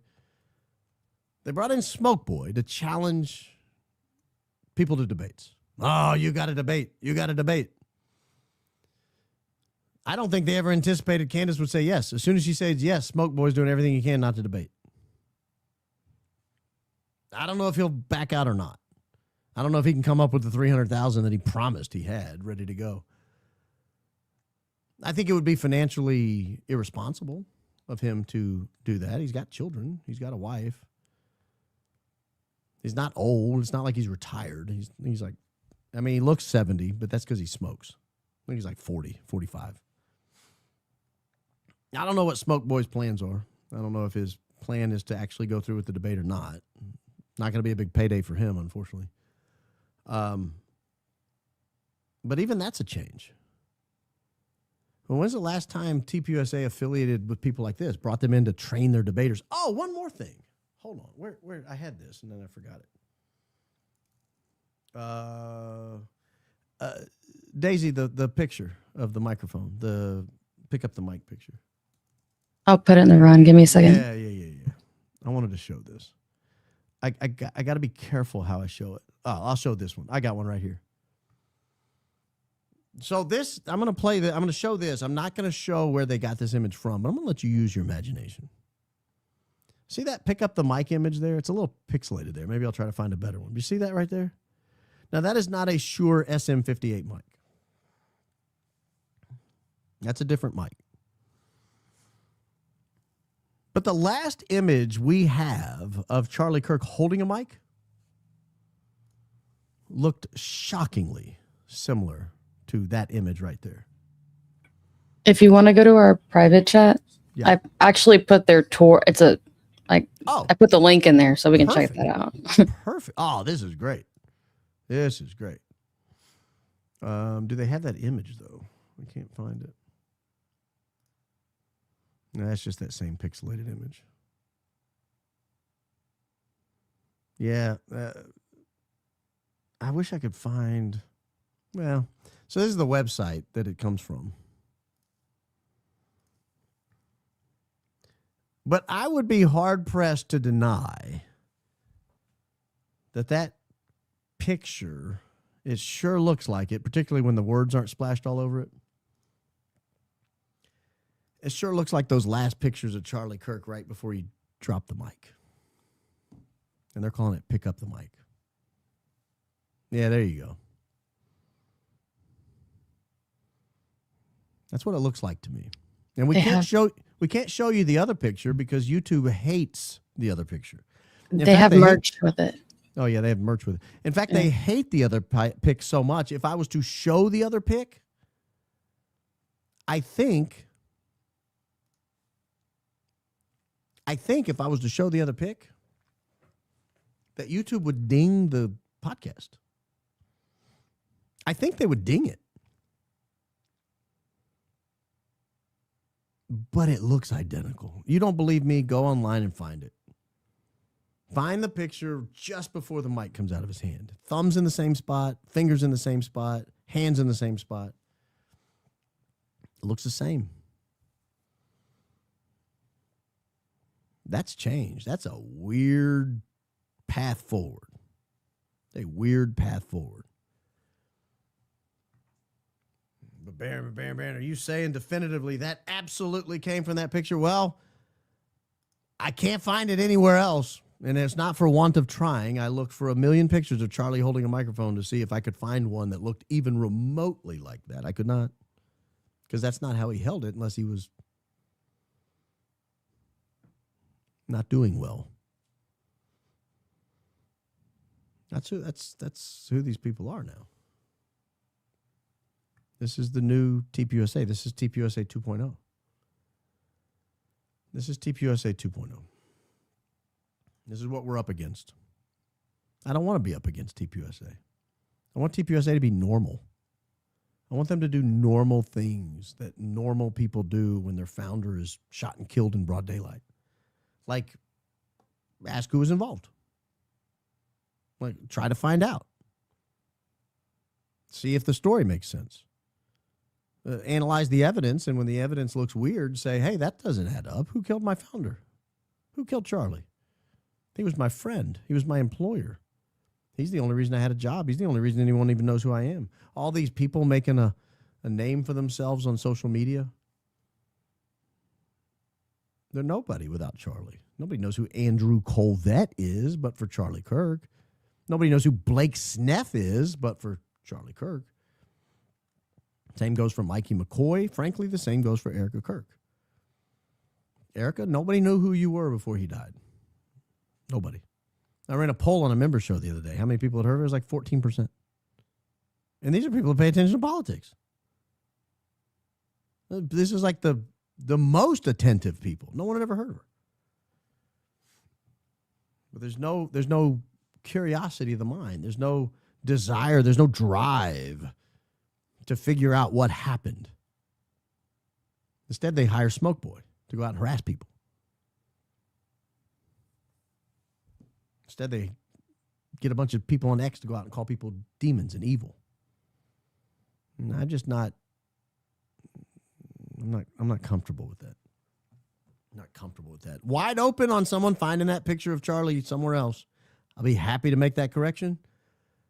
I think that's where they got it. I think that's where they got it. And I think that's morbid. I think it's ghoulish. It's ghastly. Got a couple new merch items up. I'll show you these real quickly, if I can find them. Let me just walk you through it, and we'll find it together. How about that? You go to realbaronpodcast.com. Click the merch button up here. It'll take you to the merch. Click view all over here on the right. There's the Bad Cop hat. It's flying off the shelves. People love the Bad Cop hat and the Bull Butter hat. People like that quite a bit. Those are quickly becoming top-selling items. What was the new piece? There's a new sweatshirt or a new hoodie or something that's up. I can't remember what it was. But anyway, there you go. You get all this stuff. All this stuff. Priced as low as they'll let us price it. Oh, there you go. How about that? This is my Bad Cop hoodie. That's awesome. That's awesome. So if you want a Bad Cop hoodie or a Bad Cop hat, the Bad Cop stuff is up. If you like the show, by all means, go ahead and click the like button. It does help the program quite a bit when you do that. If you don't like the show, I'm not trying to compel you into liking it, but if you want to help the program, that's an easy way to do it. And I will also roll through some of your comments. Baron, just curious, how big of a standus were you? I'm going to add the word you there. Prior to the Charlie Kirk event, go Max, nothing but love for you. I was fine with Candace. I was not a big standus while she was with Prager. I can assure you that, or early Daily Wire hours, or early Daily Wire years. She and I fundamentally disagreed on a massive foreign policy position, but I think after October of 2023, she evolved quite a bit on that issue, or at least it opened her eyes quite a bit on that issue. And I started seeing eye to eye with her quite a bit after that. I loved her Becoming Brigitte series. I watched every episode with bated breath. I could not wait for the next one to drop. I thought that was some of the finest journalism I've ever seen in my life. It was fantastic, and I couldn't get enough of it. So yeah, it was. I was a standus. Why do you think Tucker gave $6 million to Erica when your buddy said Charlie was making $25 to $50 million a year? Tucker should be doing exactly what Candace is doing. I don't know. I don't know why he gave her so much money. I mean, he held a fundraiser. I would hope that money's going to the children and not like burning up in jet fuel to fly her around to speaking events. I honestly don't know. I've never asked him. Never had the opportunity to ask him. I'll ask him if I ever talk to him. Fed sloppers believe Atticus Finch is a crazy conspiracy theorist and should be locked up. You're talking about from Truman Capote's great book, To Kill a Mockingbird, written under Harper Lee's name. I had to do an opening on that one day. That's 100% his book, by the way. But I'll let her have it. Only question missed with Joseph Scott Morgan. Could bruising patterns be missed on an expedited autopsy, specifically from the chair, which could reveal force distribution? Yeah, I didn't ask that. That's a good question. I don't know I know there's blood deposition when you die, but I don't know about bruising when you die kind of immediately like that. But I'd have to ask. I'm not an expert in that. It's a good question. Have you heard the rumor that Tyler Robinson and Nick Shirley are half cousins? Yes, it's not true. We've covered it many times. Apparently their mothers are half sisters. They are in fact not half sisters. Nick denies this, as he should, because it's not true. Super Grok said it's true. Well, Grok is wrong on a lot of things, including this, based on public records. It's not based on public records. It's based on his hallucinating because so many people said it on X, it took it as fact. So no, it's not true, Judith. We spent a whole afternoon one time confirming it wasn't true. Actually, it only took about an hour. Preacher B. I've been to Catholic Church 3 weeks in a row, besides random bells, not knowing what I'm supposed to say, and the choir needing Whoopi's help. It's really nice. I wish I met Christians like you earlier. Yeah, not all Catholic churches have good music. Random bells. They're not random bells. They ring at particular times. They ring at this time. They ring at this time. They ring at this time. They are supposed to ring at particular times. Not knowing what you're supposed to say. Hey, there should be a book in there where you can follow along or just listen. Just listen. Nothing wrong with that. I'm glad you're having a good time. You always give the best pod to smoke Zaza to. I'm assuming that's Christ is King. What is Zaza? Is it what I think it is? Zaza slang. It is what you think it is. Is it really? Perhaps it's, well, I mean, unless maybe it's High-end, exotic, and very potent Mary Johannes. some No. Johannes. Well, I don't know what it would do. Some unless may I got call it the devil's lettuce. Yeah, Some yeah, may yeah, call yeah. it God's grass. It depends on who you're talking to. It's the stuff that jazz singers do.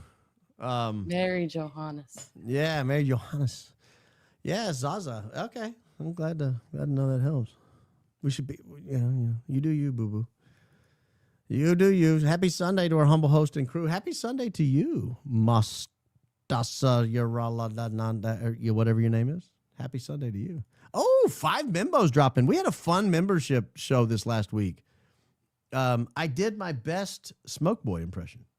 I still have my Smoke Boy cigarette right here. But I did it with red lights. So if you missed it, you could join and see it.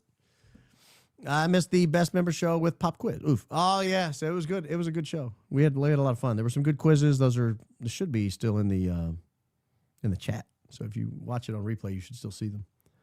Did you like the certificate of appreciation? Did Tilly like the Canine Cowtails?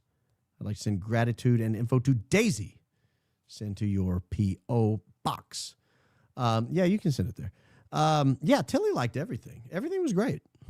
Big fan. I was doing a mail call for a little while where I would acknowledge everything that came in, but it's time consuming. It's time consuming. So all gifts are appreciated. Absolutely. We certainly don't ask for any, but thank you for them.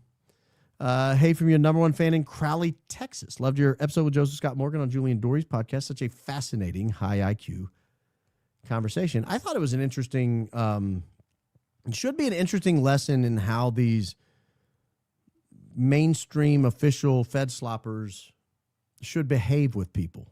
You don't have to be hostile just because you disagree with somebody. You're allowed to just sit down and have a conversation. What do you think? Oh, here's what I think. Oh, interesting. Either I didn't know that. You've just informed me. Or I still don't see it your way, but let's go to the next subject. Why is that so hard? Why is it hard to be civil? Why do you guys have to be so angry all the time? Every time you say Fort Huachuca, I think of Ferris Bueller in the song, Oh, Yeah.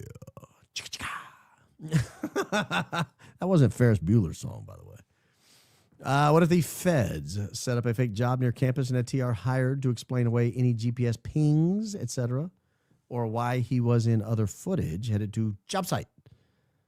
Yeah, I don't know. That'd be kind of extreme, but I think it's likely he thought he was there under some other pretense. I will agree with you there.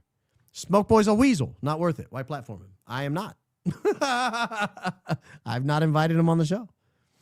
The interview with you and Joseph was so informative. I got the giggles with Joseph enjoying the word robust. Great podcast, Bubba Baron. Christ is King indeed. He did crack himself up by repeating words a few times. But, words of the trade, I guess. I don't know. Smoke Boy is killing me every time I hear it. Christ is King indeed. Well, what do you want me to call him? He's Smoke Boy. Compelling appearances. Your synergy with Joseph Scott Morgan was incredible, and JD's questions were spot on. I don't want that to get lost in all the praise about the guests. Julian Dory did a great job on both of those, I thought. He is so smart, inquisitive, curious, compelling in the way he asks questions. He's a really good podcaster. I see why he does well.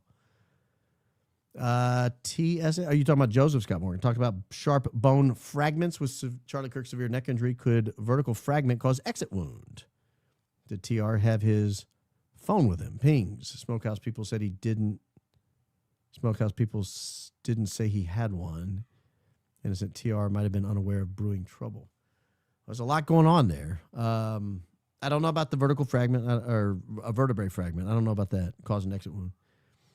I don't know if he had his phone with him. I assume he did, but I don't know. I don't know about pings. They haven't introduced those if they have them. Smokehouse people didn't say he had one, but they didn't say he didn't. Yeah, so I don't know much to say to you there because I don't know the answers. No Mauser in the trouser. B, can you overlay CK summer timeline with CO Brigitte series and DT call to stop?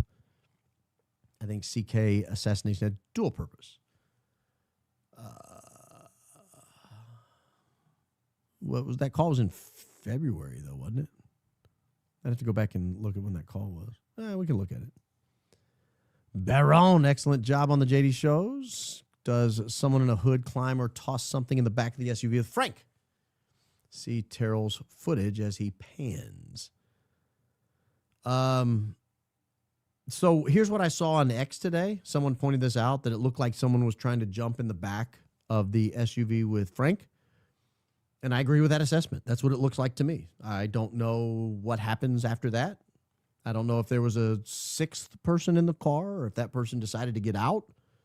But I agree with the people on X who have looked at that video footage and say it looks like someone was trying to get in. I agree with that. But then we lose it. So I have no idea what happened after that. Maybe they stopped and he jumped out. I have no idea. I have no idea that. But I do know that I agree it looks like someone is trying to get in. I don't know who that is or what their mission was. Yay, another live. Awesome show with Joseph Scott Morgan. He's a GOAT of forensics. Met him at CrimeCon. I've sent it to all my friends and family to see. Well, thank you. Thank you. It's done really well. I think it had over 600,000 views last time I looked. So people seem to like it. Yeah, he's a well-known, very credible guy. He's been on Court TV, MSNBC, Fox News, lots of podcasts. He's a known entity. He's a known entity. He's a go-to for people that have forensics questions. Baron to support Candace on Friday. I'll allow it. I am keeping my Friday open. I make no promises, but I am keeping it open. I'm at the shop tonight and was listening to music before our humble host came on, and Hip to Be Square by Huey Lewis and the News came on. I was like, turn that off, because Baron made fun of Officer Bagley listening to it. He didn't make fun. Baron made no fun.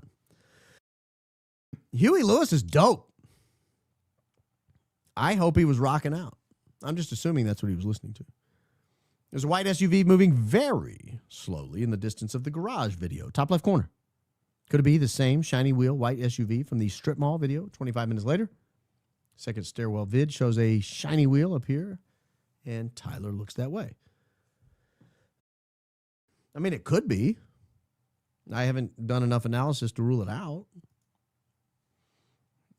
Smoke Boy is the Will Smith of debating. Keep my name out your mouth. Alan Robertson might be an honest cop who testified he didn't see a screwdriver on roof. Maybe that's why Officer Bagley didn't want to ID him. I have no idea what he would say. I have not talked to him. It seemed to me he was hiding his name for a reason. Like, how did you not know the guy that was up there? You obviously knew. I mean, I would assume you knew the guy up there. If not, look at your police report. I'm sure it's in there. Baron, you think Charlie's hands were dissected during the autopsy? The discussion with Joseph Scott Morgan made me wonder. Dissected? Did he say dissected? I thought he said bagged and printed and all that. Yeah, he definitely said bagged. He made a point about, and maybe they're thinking that meant something else. My impression of that, because I don't know exactly the medical terminology or the medical definition, but was that like literal bags would be placed on his hands. Yeah. That's what I thought. Yeah, they'd put bags on there and like a rubber band or a tie or something, and to preserve the hands so that nothing else gets on them. Yeah, that's what I thought. Nothing That's what he said. I don't think he said anything about dissection though. Yeah, I don't know why you would dissect the hand. There's no organ in there. Hey, Baron, want to say namaste from India. Thank you for your work and trying to get justice for Charlie. I respected him and constantly pray for safety for you and Candace. May God bless you. May God bless you as well, Merlin Paul Vervest, if that is your real name. But thank you. Very kind of you. Number one from Southampton, England. Love you, my B. Love you more. Wide awake. Great interview on Julian Dory. But when are you going to be on Tucker and Joe Rogan? I haven't been invited.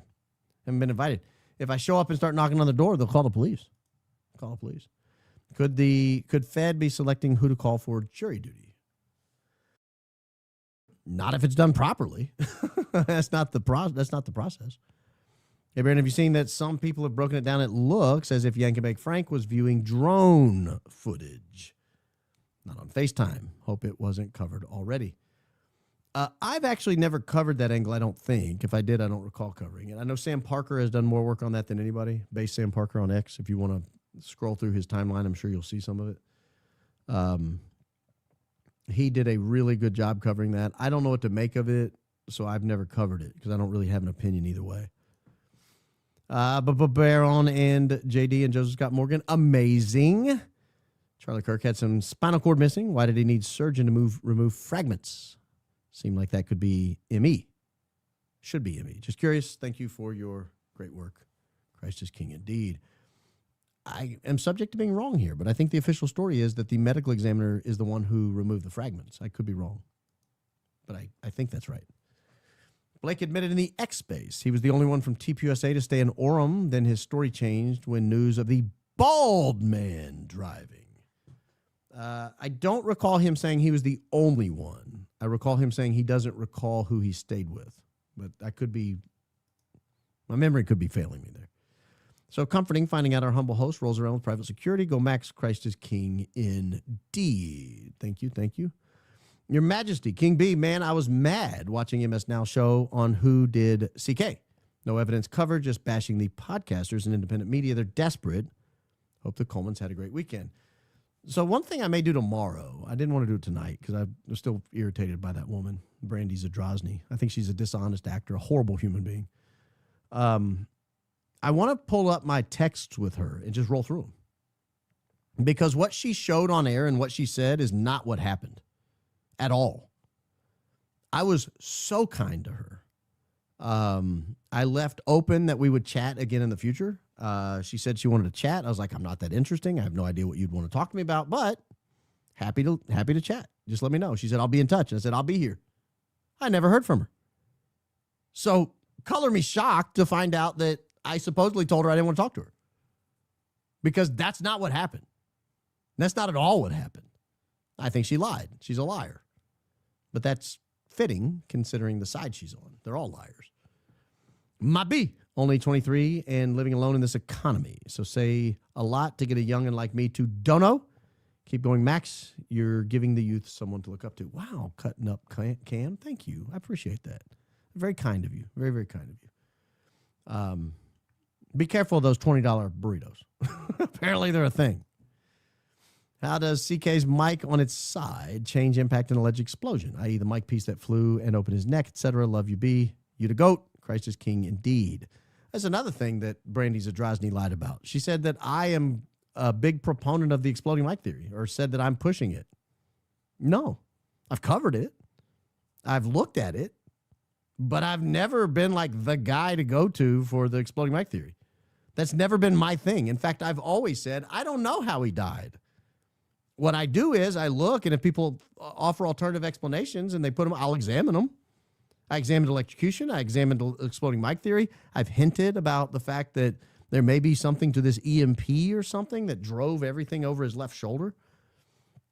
But the reality is, I don't know. I even looked at did the gun come from another angle? Was it a different caliber round or maybe a lower caliber round from a different angle? I think she's a dishonest person. I don't think she entered that honestly trying to capture anything I've covered. Shame on her. Shame on her. She should be ashamed. Maybe I'll cover that tomorrow. I didn't want to give her any wind, but I might cover it tomorrow since you guys are bringing it up. I don't like her either. I don't like her. I mean, I'm sorry. I don't want to talk about it. I was so nice to her on the phone. So nice. I didn't even finish the whole thing. I saw that she said you had like 304,000. I was like, ma'am, it's 367,000. Oh, I didn't even catch that. Shame on her. Shame on her. Making me look bad. I earned those 360. No, I'm just kidding. No, I may go back and cover that tomorrow. I didn't know if I wanted to cover it or not. I didn't want to put wind in her sail, but if people are talking about it, I want to show my side of that story because I think people will be shocked at how dishonest she was. B, I think I missed on Julian Dory's show. What was the approximate time discrepancy according to Joseph Scott Morgan on timing of CK's autopsy prep, etc. Go Max.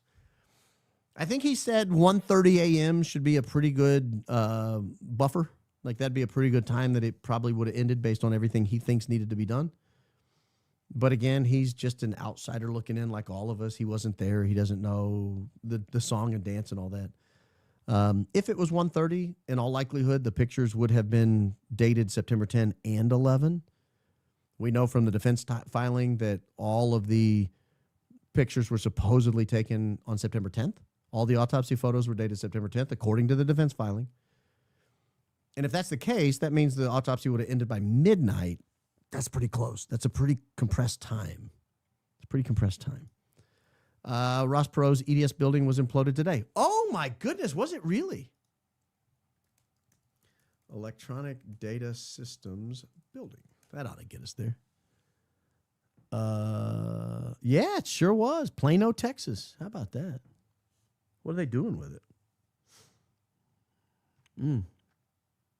I hate that. Well, I mean, time moves on. They'll probably put some eyesore there. It'll look terrible. But Perot, awesome weekend and start of the week for the Perkins house. Rosary, first Friday Mass. Nocturnal adoration in 2.5 hours. Rosary, first Saturday Mass the next morning. I don't know what Mo Par Bunch means. Mass this morning. OCIA begins 9:10. Christ is King indeed. Man, you jumped in with both feet. That's good, though. That's good. You should jump in with both feet. And good luck to you. We'll pray for you. Van, you cheer me up. You keep it real with humor. Oh, I try, Rachel. I try. Are you ever going to tell us where Erica was last weekend?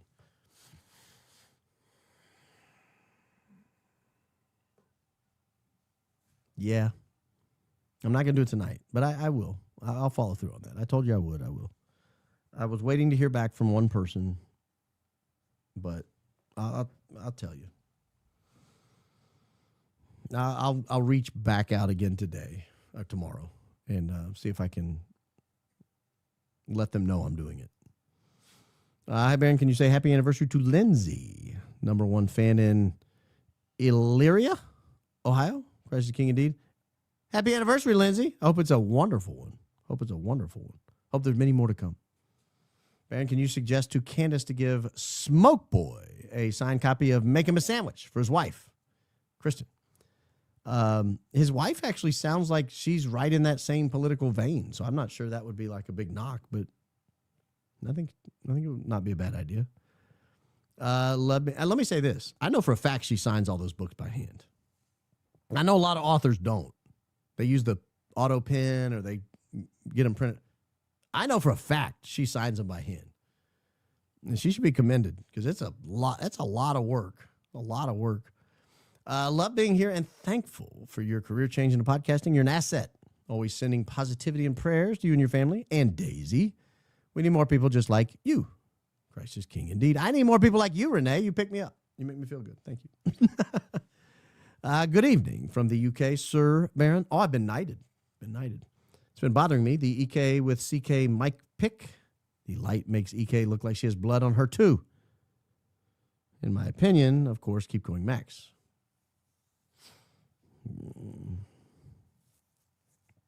That pick's scary. The coffin video, the coffin pics, the mic pics, the dadgum tent. Oh, it's creepy. Now allegedly wanting to do a 1-year party where he died. Hi, Baron. Why would Candace acknowledge Smoke Boy and agree to debate? Her focus was to speak with TPUSA people. Officially, he is not. He has only an opinion, just like everyone else. Why agree? Asking for your thoughts. I really don't know, other than just to say shut up and go away. Just bounce him real quick. I don't know. Or maybe because she had a gut feeling he's going to back out, find some reason to weasel out of it, which it sounds like he may be trying to do. I used to work for Perot. My baby was sick and needed medical care across country. Personally paid our ticket and hotel because I could not afford it. Wow, biscuits and gravy. That's a really wonderful story. The kind of guy he is. Actually, I have a personal Perot story, but I don't know that I have permission to tell it. I don't know that it's public, but it involves my family. I think a lot of Ross Perot, a whole lot of Ross Perot. And maybe if family members watching and is okay with me telling the story, I'll tell the story another day. But he's a genuine human being. And so that doesn't surprise me, but that's a wonderful story. Mr. B, not sure if it was covered, but I think the garage pics of level 1 and 2, the background parked car is the same. Not sure, really different floors. Thanks for all you do, prayers for all. Yeah, you're not the only one to notice that. So what you're talking about is when he goes in the stairs, one of them says level 2, one of them says level 1, but the car at the bottom is identical. And the car next to it, I think, is identical. I don't know why they mislabeled it, except they're screwing around with the stuff, and it's concerning. Mr. B, have you ever thought the Fed slop was done on purpose? I wonder if it was done this way or so people would wake up and look into Israel, EK, and the other traders. God bless you.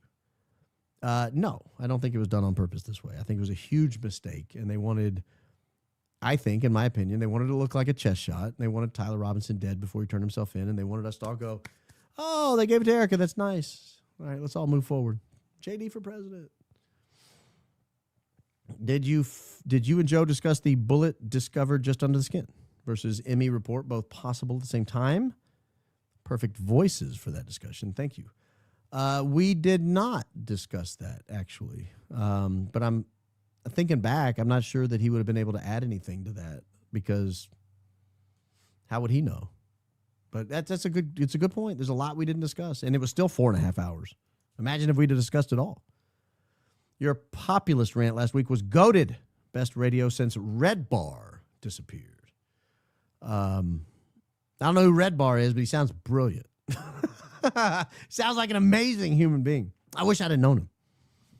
Happy Sunday, B, and hi, IQ friends. Hope your weekend went well. God bless, and Christ is King indeed. It did. It did. And Tilly is angry about something. I don't know if that's picking up on the gate or not. Our B. Oh, we can you hear hear her. her? She's, Okay. Oh, she's getting in there. Yeah, I couldn't tell. I don't know how. With all these new settings, in order to try to get the volume louder, I didn't know if the noise gate was picking that up. Our B, if Charlie Kirk was gone so fast, what was the surgeon doing with him at TRH prior to autopsy? Sorry if that's been covered. Keep up the great work. It has not. It has not. And I don't know. The answer is I don't know. Probably not a lot. I mean, if you listen to Joseph Scott Morgan, he was like, that's one you call pretty quick. And I don't think he said this on air. I think he said it off air. He said, they'll do some things where they rub real hard on the chest and maybe dig in the feet. I can't remember what all he said they do, but they do like a couple of sure enough tricks to see if somebody has any kind of reaction that a living person would have, even if they're passed out. And he was like, once you do those and you see that wound and there's no heartbeat and there's no breath, I mean, it's kind of over at that point. There's not a lot going on. I had a question since we're talking about this. I haven't finished it yet, so maybe it wasn't answered. But did y'all ever talk about him getting a pulse again later at the hospital? Allegedly? No, we did not talk about that. Because it's interesting, right? I mean, that's... Well, but here, you got to consider the source on that. Yeah, I know. That's Brian Trust. Harple. That's Brian Harple. And the sloppers. Yeah, and I don't know that I believe anything Brian Harple says. Don't sue me, Brian. I didn't say anything about you. I'm allowed to have an opinion on your veracity. I find it lacking. But that's just me. So yeah, I don't know the answer to that. B, got my grand jury shirt today. My 7-year-old was offended she didn't get one. Any chance for more merch in kid sizes? Grand jury is trying to raise these kids right. Jesus loves you, and so do we. Brittany, #1 fan in PA.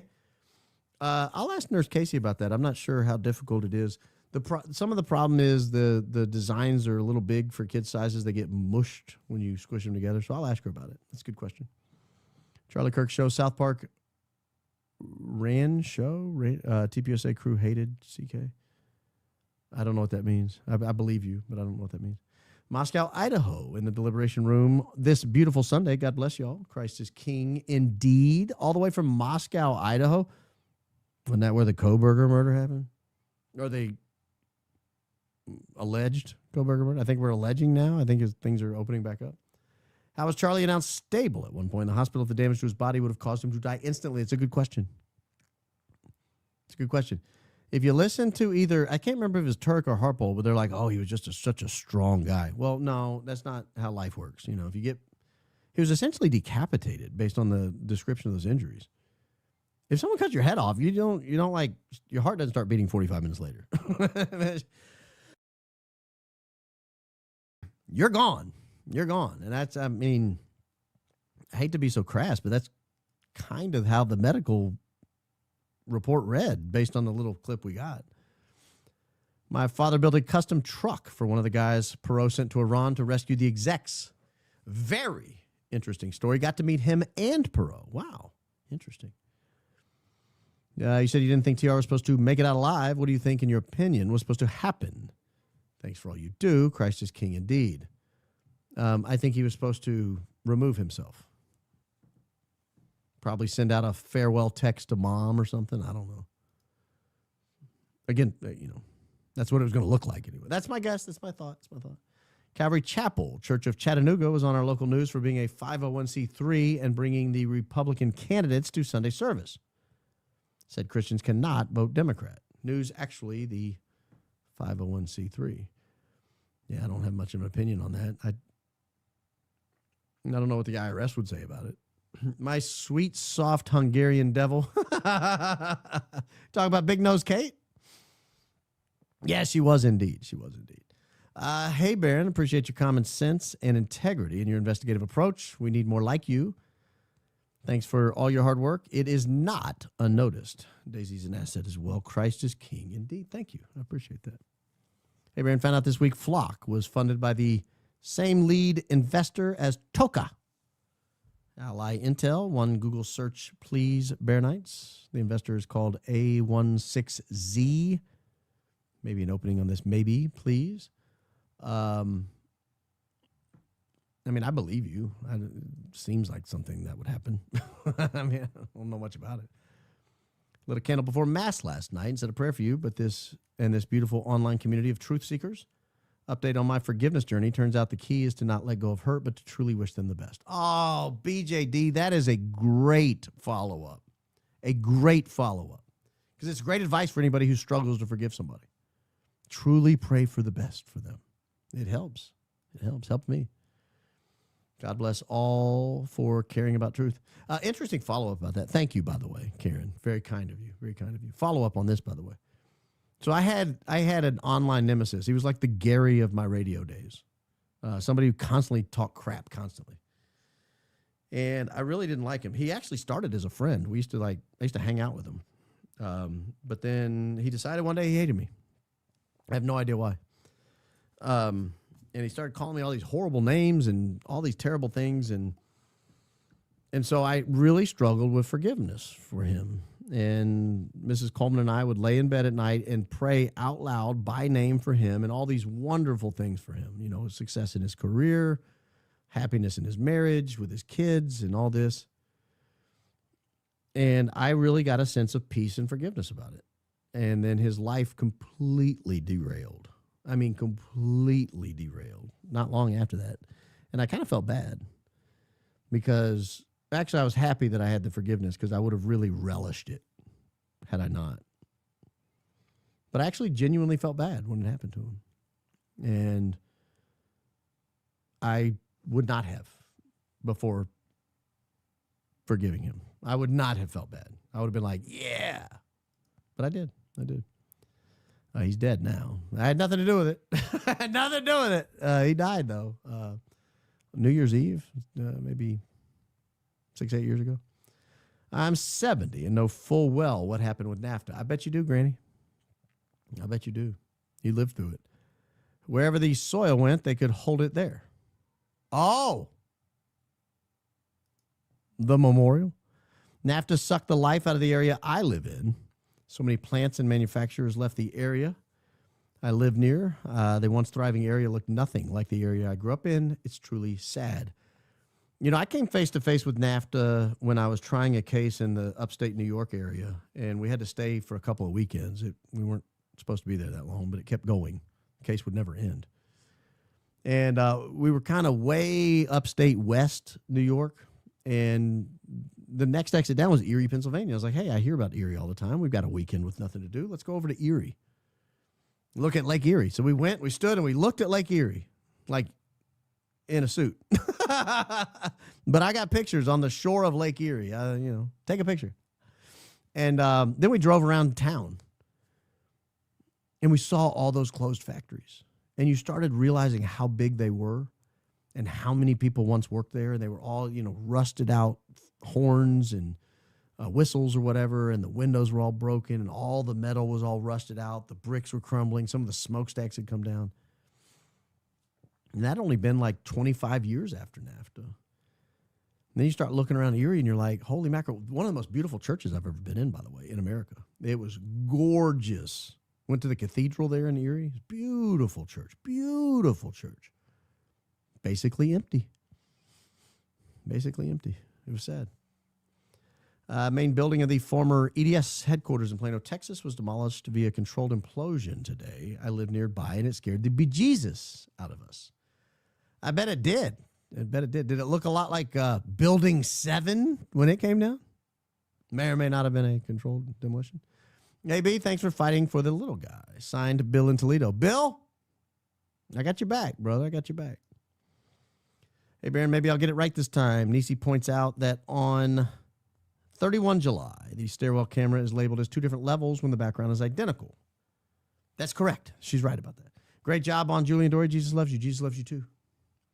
Look up captive bolt pistol for another projectile device that might have been used. Weapon used in movie No Country for Old Men. Duly noted. Thank you. Gunshot residue test on roof appropriate, right? I would think so. I mean, surely they did, right? Right?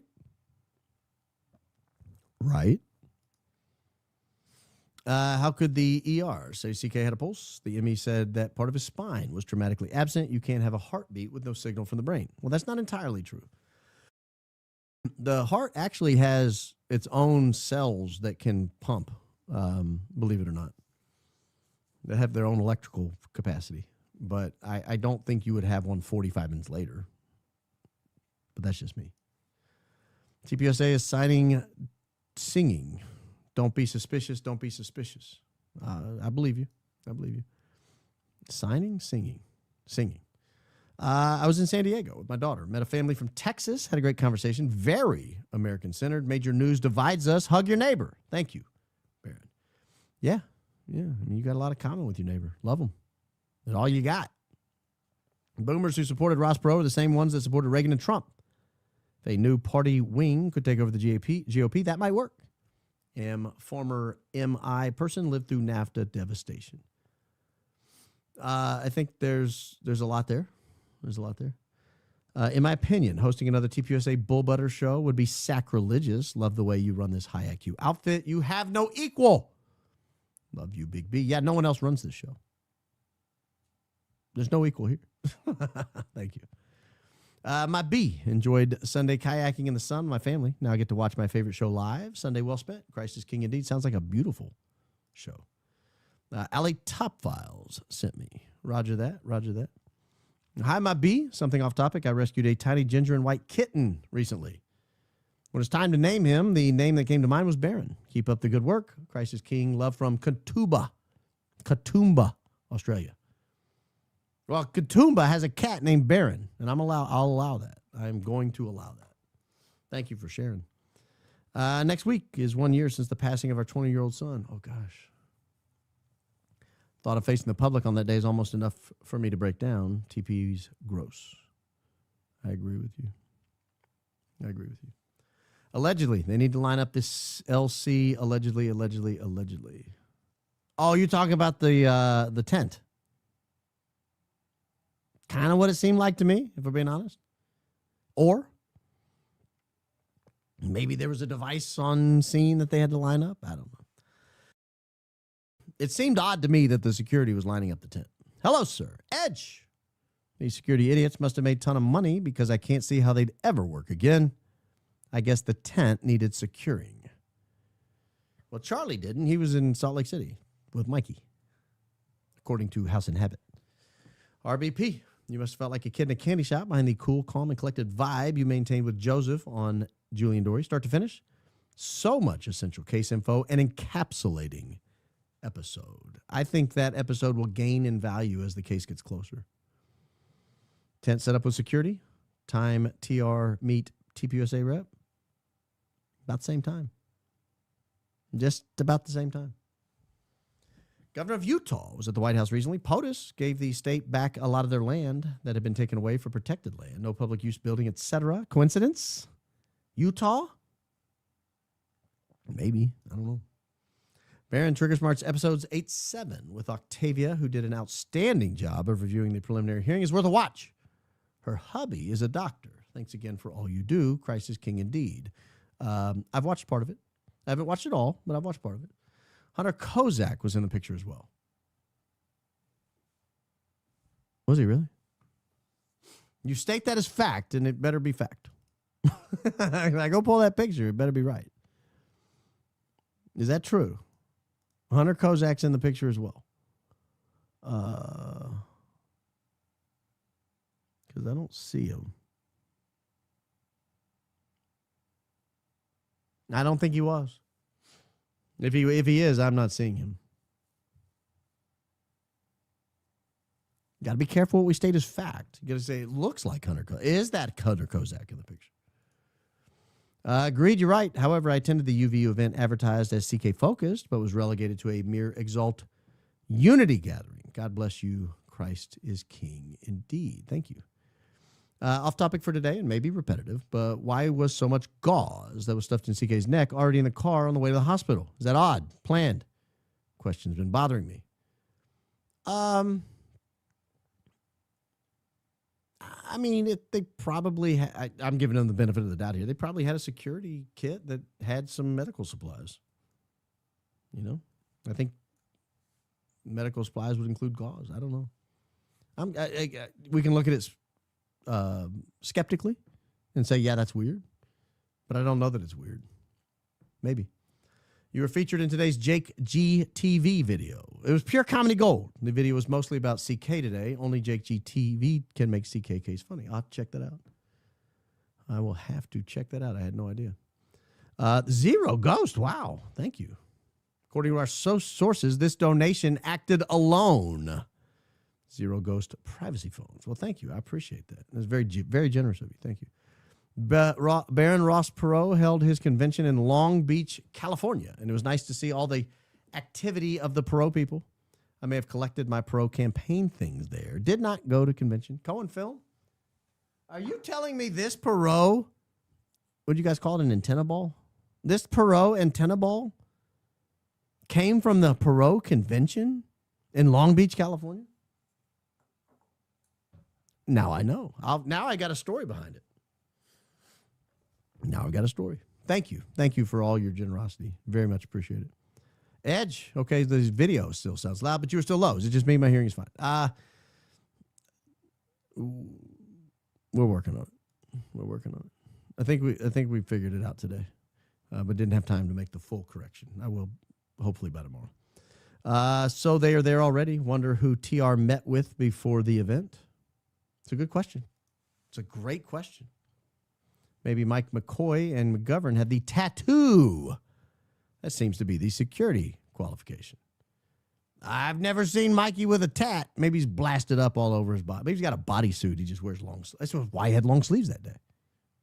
You get tattoos everywhere, like an animal.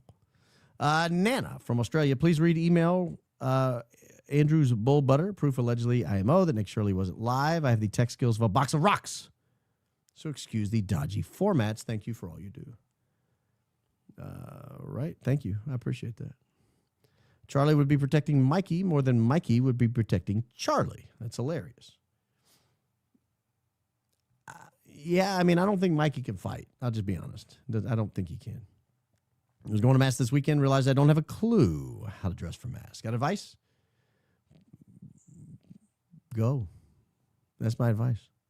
They don't care. They don't care what you wear. I've worn T-shirts. I've worn suits and everything in between.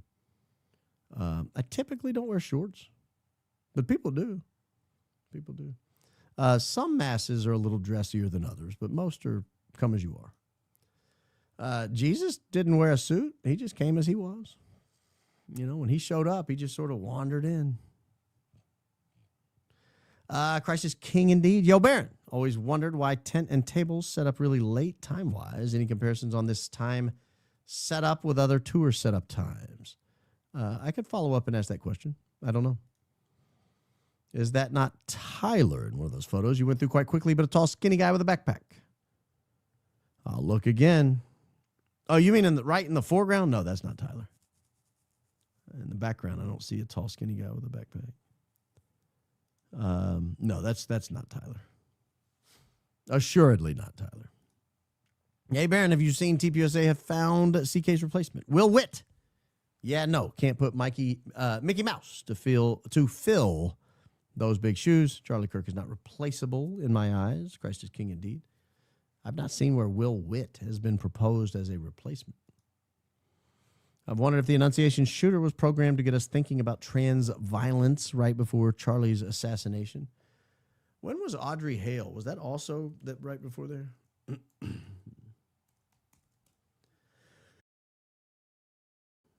That was back in 2023. Yeah, I don't know. Maybe. I hadn't thought of that.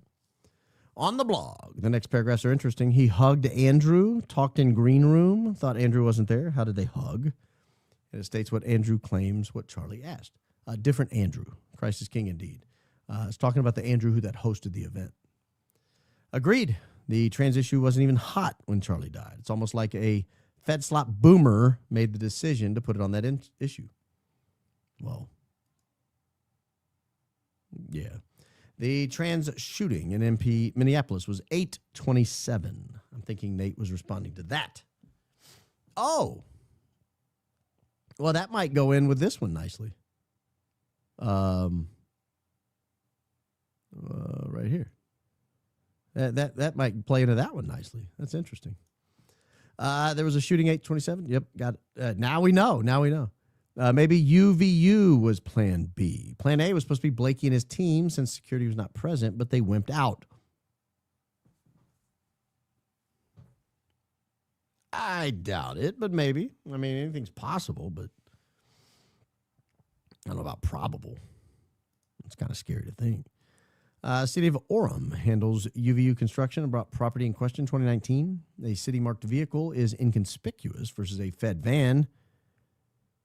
Command Center logo looks like one on Orem government site. Oh, let me look. Orem government website. All right, let's look. Maybe.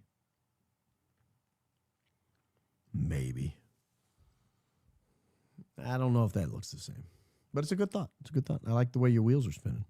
Poor Charlie, they probably told him they were leaving to secure the scene at UVU personally. They had hours to put people on the roof based on their hunch that it was too open. Yeah. It's not like they all came in at the same time and thought, well, it's too late now. Yeah, that's a good point. I hadn't thought of that. Yo, again, seems like explosive dust would have plumed up into tent fibers, mic, hat, items on table. All still could be tested. Rim on folding table, etc. I think that was Joseph Scott Morgan's point. All that should be retained as evidence. Should we have dialed 9 first to get better quality footage?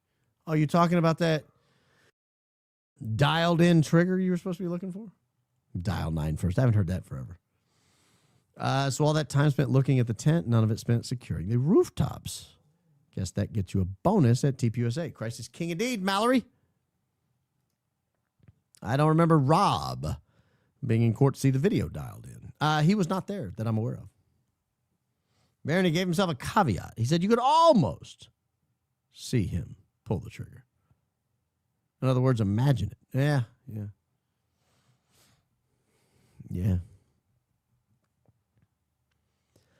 Be in the early days. You were on Pastor Rob and his sermons that sounded like confessions. That night his sermon got pulled on your live was epic. Thanks for being all over this since the beginning. Yeah, I forgot about that. That was wild. They pulled it in the middle of a show. And then we went and saw why. They didn't want us to cover what we were about to cover. Rob said almost pull the trigger. Wouldn't he mean he didn't pull the trigger? Ooh. I like that interpretation a lot.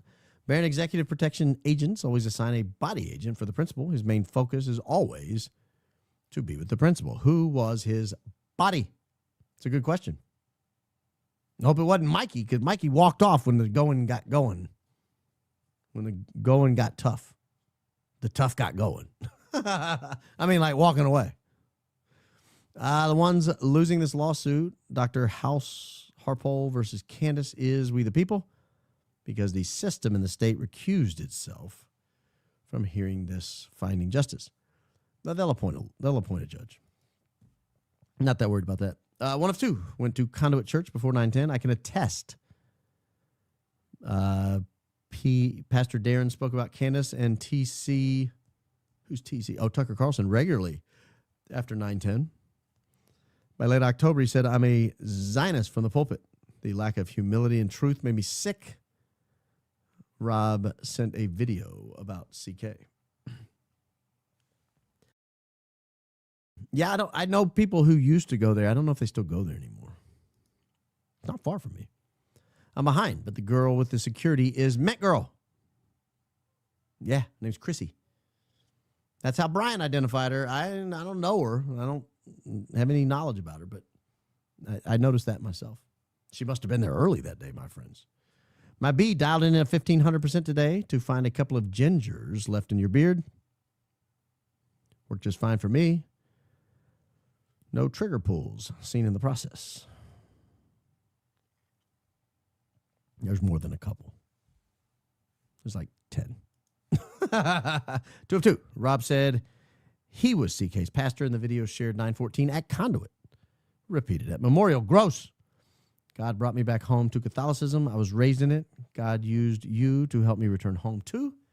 Thank you for that. Jesus loves you.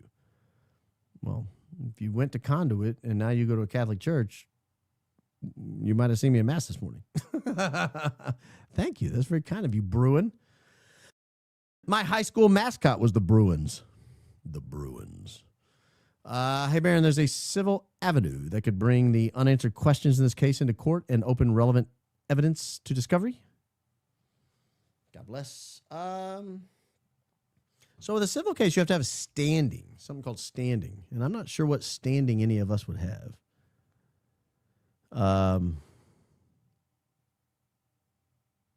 not sure. That's something to think about, but nothing comes to mind.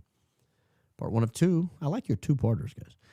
Listening to your conversation with Julian Dory and Joseph Scott Morgan, tedious, detailed, step-by-step timeline of CK. The collective work dozens of people have put into this case, whistleblowers, legal docs, eyewitnesses. Thank you. I will. Oh, this is your second part. Part 2 of 2. Somewhere out there, someone knows the whole truth. Infuriating and incredible all at the same time. Thank you for your wisdom, Baron. St. Michael, pray for us. Christ is king indeed. I think a lot of people probably know a lot of the truth. My guess is if it was a massive operation, I'm sure there's a lot of compartmentalization, but I'm sure there's several people that know the whole story. If I had to guess. I LOL every time you do the Australian accent. Can you do British? Bottle of water. Recovering from surgery, need a smile, please. They got that glottal stop. A lot of the Brits do. A bottle of water. Not George. George, if you're watching, not you. Not you. You sound normal. I'm talking about the others over there. Charlie had to be apoplectic after texting he thinks they're going to kill him and then seeing only those 2 at the first event. I didn't even think about that. I didn't think about that at all. We've got to get to the bottom of this. Was there another security member with him? Hey, guys, I think they're going to kill me. That's cool. Mikey's got you back. He'll sashay all over him. You go, girl. 3 steps in a Z formation. That's a throwback for you oldies. Baron, is anyone talking about John Bray's assertion that a mock cone was fired? I think Trigger Smart did something on this. Could it be that the rooftop guy maybe fired a mock cone from the roof from a smaller gun? So when he's saying mock cone, he's talking about a mock, M-A-C-H, meaning broken the sound barrier, and there's a sound cone, or the sound arrives at the target in a cone-like shape. I have not talked about it. I don't think. But I don't know. Edge, unless something has changed, TPUSA isn't real. It's a lie. Charlie Kirk turned down $10 million from Bernie Marcus because he refused, per the Dinesh D'Souza interview with Bob Shillman. Yeah. I don't know that we covered that interview, did we? I watched it. I don't know that I covered it. Maybe we should. It's informative. It was informative. I think it's way past time to retire the word weird at this point. Everything is more and more suspicious. Weird's one of my favorite words. It's not going anywhere. It's in the bag. All sources say Charlie's tent, tables, and layout were normally set up by local university TPUSA chapter, student leaders, and members. Darn his security. Tina Maples. I cleaned that up for you. Yeah, I think it's weird that the security was setting up the tent. I'm sorry. It's weird. There's that word again. It's suspicious. It's suspicious. Hey, Baron, do the two challengers in the parking lot have different taillights? One is yellow and the other doesn't. Google searched 2 different years. I haven't noticed the taillights. I'll have to look at that. Interesting lead there. I haven't looked at that. Hartbowl said he used 4 quick clot 4x4s and 2 hemostatic gauze packs. Have ME forensics confirmed kaolin in Charlie's wound on his body, bullet, or fragments. It's Quick Clock's active ingredient, so there should be a lot. I mean, I've read everything on air that we've seen, so I don't think anyone has confirmed that, no.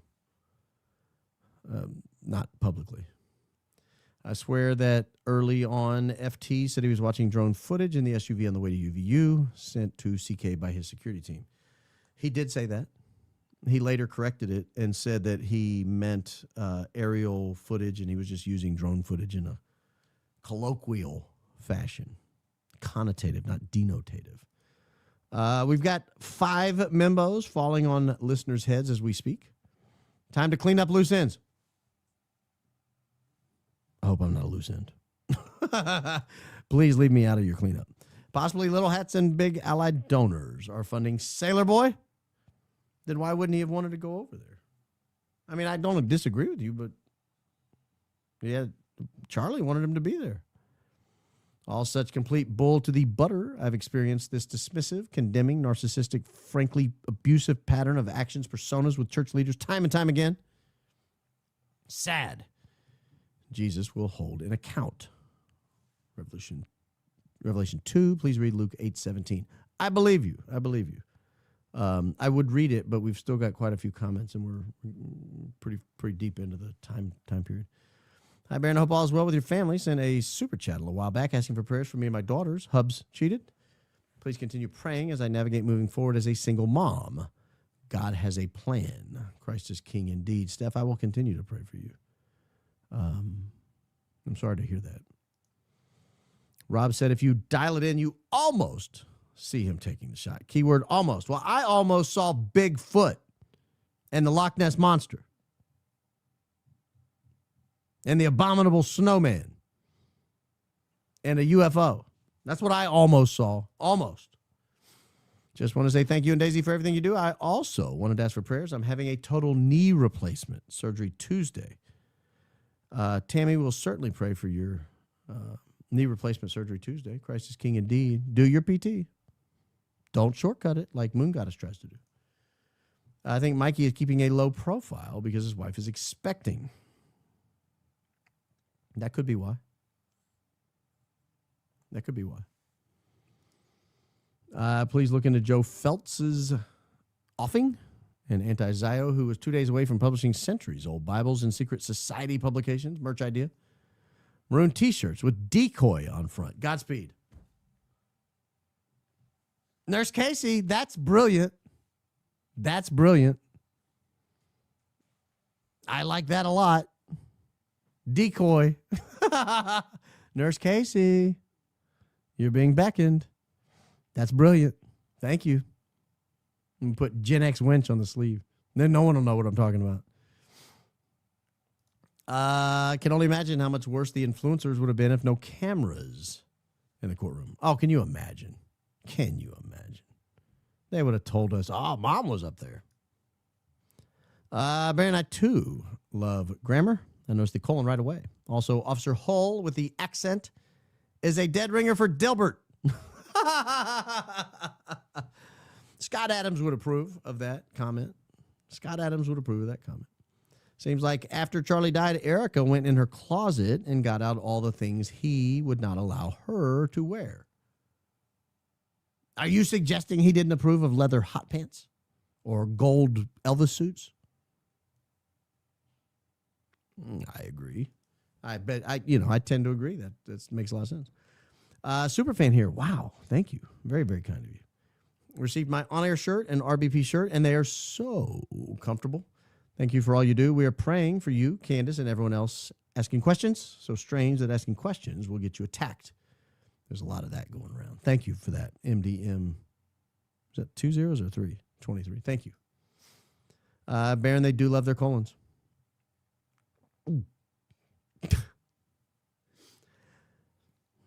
That's the rumor.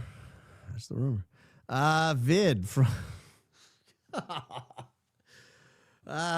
from PL Neff Girl says girl was with him LT hair. I don't know what that means. I wish I did. Watched Trig with attorney Octavia, and she's all over the defense goofs as we are. However, after the episode, I was more concerned than ever about honesty and ability of defense. Seriously, what are they doing? I don't know. I'm getting to the point where I don't know. We'll see what their brief says. We'll see their brief, see how efficient they are. Baron, I had more ominous message in RM's words. He seemed to disclose a lot of personal info of CO and her family in such a short clip. He used the host location to broadcast where Candace lives. Very unsettling. I think most people know she lives in Middle Tennessee. I'm not too sure that's a secret. He didn't say what part of town or anything. Yeah, I mean, granted. I agree. Yeah, maybe it's a little more ominous. Rob McCoy has the voice casting directors look for when they're scouting for an animated snake villain. Yeah, kind of. Turning himself in clip is AI. Originally him in an elevator. Watch and notice he gets into elevator. The camera shakes when he reaches floor. Yeah, we covered that the other night. Have you ever seen Sean Ryan episode with Alex Jones on DWE Energy? I have not. Benny likes Johnson. Baron, you're too funny. Well, I didn't say what the other guy said about the grammar. I mean, perfect. You talking about Fichetti? Donor said off record, CK turned down money to start TP Israel. MM was at the table when said equal. Roger. I was surprised at the 88. Suppose I should change my handle. Always thought it was double infinity. And I adore how you say was. You're so rad. You could keep the 88. Just say it's for I don't know. Who drives number 88? Dale Earnhardt Jr. used to. I don't know who drives it now.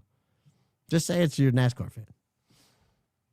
Smoke Boy said that Victor Mark's security team also got the same update when Charlie was in the car. Smoke Boy said that? I'll have to find that. That's interesting. I'll have to find that. Claiming number one fan in Santa Cruz, California, August 28, 2025, there was a pew-pewing at Annunciation Catholic School by Robin Westmond, who had changed from M to F. No, we know that now. I was not aware of that when I was talking earlier.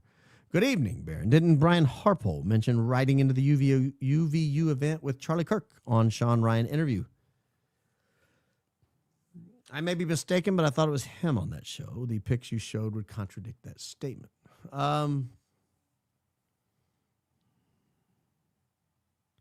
Yeah, I'll have to go back and watch that. I forgot he made a comment about that. There's something to that. I want to get the Bull Butter shirts for my twins. I'm not sure what size. They are 6 and 7 youth. Can you or Nurse Casey help me with what sizes to get?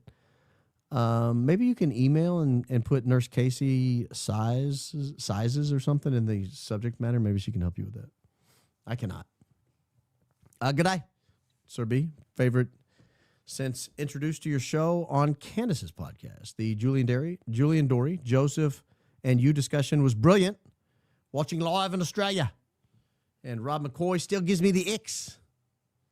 Thanks, Brandon Daisy. Love you. Love you. I don't know if that last one was quite Australian enough, but my B. They don't want us to forget, so they remind us. Yeah, that's a good point. Last picture of the mic in his hand was in his left other hand. Christ is king indeed. They could mirror the image. Flip it around. But I get it. Smoke Boy has become my new favorite Baronism since Don't Be a Joe. Someone commented on Candace's podcast saying you should try to interview George, and I'm here to second that request. I've been begging. I haven't really been begging, but I've been mentioning it for a long time. I was hoping that she would catch wind that I was asking, and it would just happen. He would just knock on my door one day and be like, I'm here for the interview. But that hasn't happened yet. So I'm probably going to have to ask. But Baron, longtime listener, please be wary of Owen Benjamin. He scanned people out of money, blasphemes the Holy Trinity, and claimed kids consented.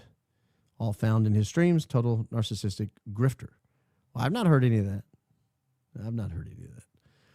Yank in the flesh. Bank in the... Keep it clean. My B. TPUSA Israel exists right here, so Rob stayed home. Duly noted. TPUSA 2.0, is that what you're talking about? TPUSA 2.0? Oh, this is what we're talking about? I agree. Creepy and disturbing how the writing on the pick up the mic shirt is in red. I didn't even catch that. My B. You see the Lego Battle Bud Ready vid? I love it. I did. You've seen the Joe Feltz stuff. Interesting indeed. I have not, but someone earlier in the program mentioned it, one of the earlier comments. Baron, could you pray for my son Carson? He's battling cancer and was rushed to the hospital with a 105 fever. Fighting an infection in his bloodstream and still in the hospital. God bless you. Oh, my goodness. I do pray for your son Carson. Oh, my goodness. I cannot imagine. I can't imagine. Puts a lot into perspective when you think about things like that. Thank you. Thank you for sharing. Ben Shapiro was the one that said, pick up the bloody mic after Charlie died. Is that what they named it after? Pick up the mic? Yeah, and then they did it in red so you wouldn't lose the point, the metaphor. It's as though they, all of them, hated CK's guts, truly so evil. Well, they sure are doing everything opposite of the way he did it. My mother passed away yesterday after 10 days on hospice. Your podcast got me through those very long days. Baron, you are an amazing human. Thank you for continuing to investigate what happened. Oh, goodness gracious, I'm sorry to hear that. And thank you for sharing with us. And thanks for the kind words. But you're an amazing human. Hey, Pouch Boy, easy on the members who may be smoke boys. All right. I'll take my medicine. Pouch Boy.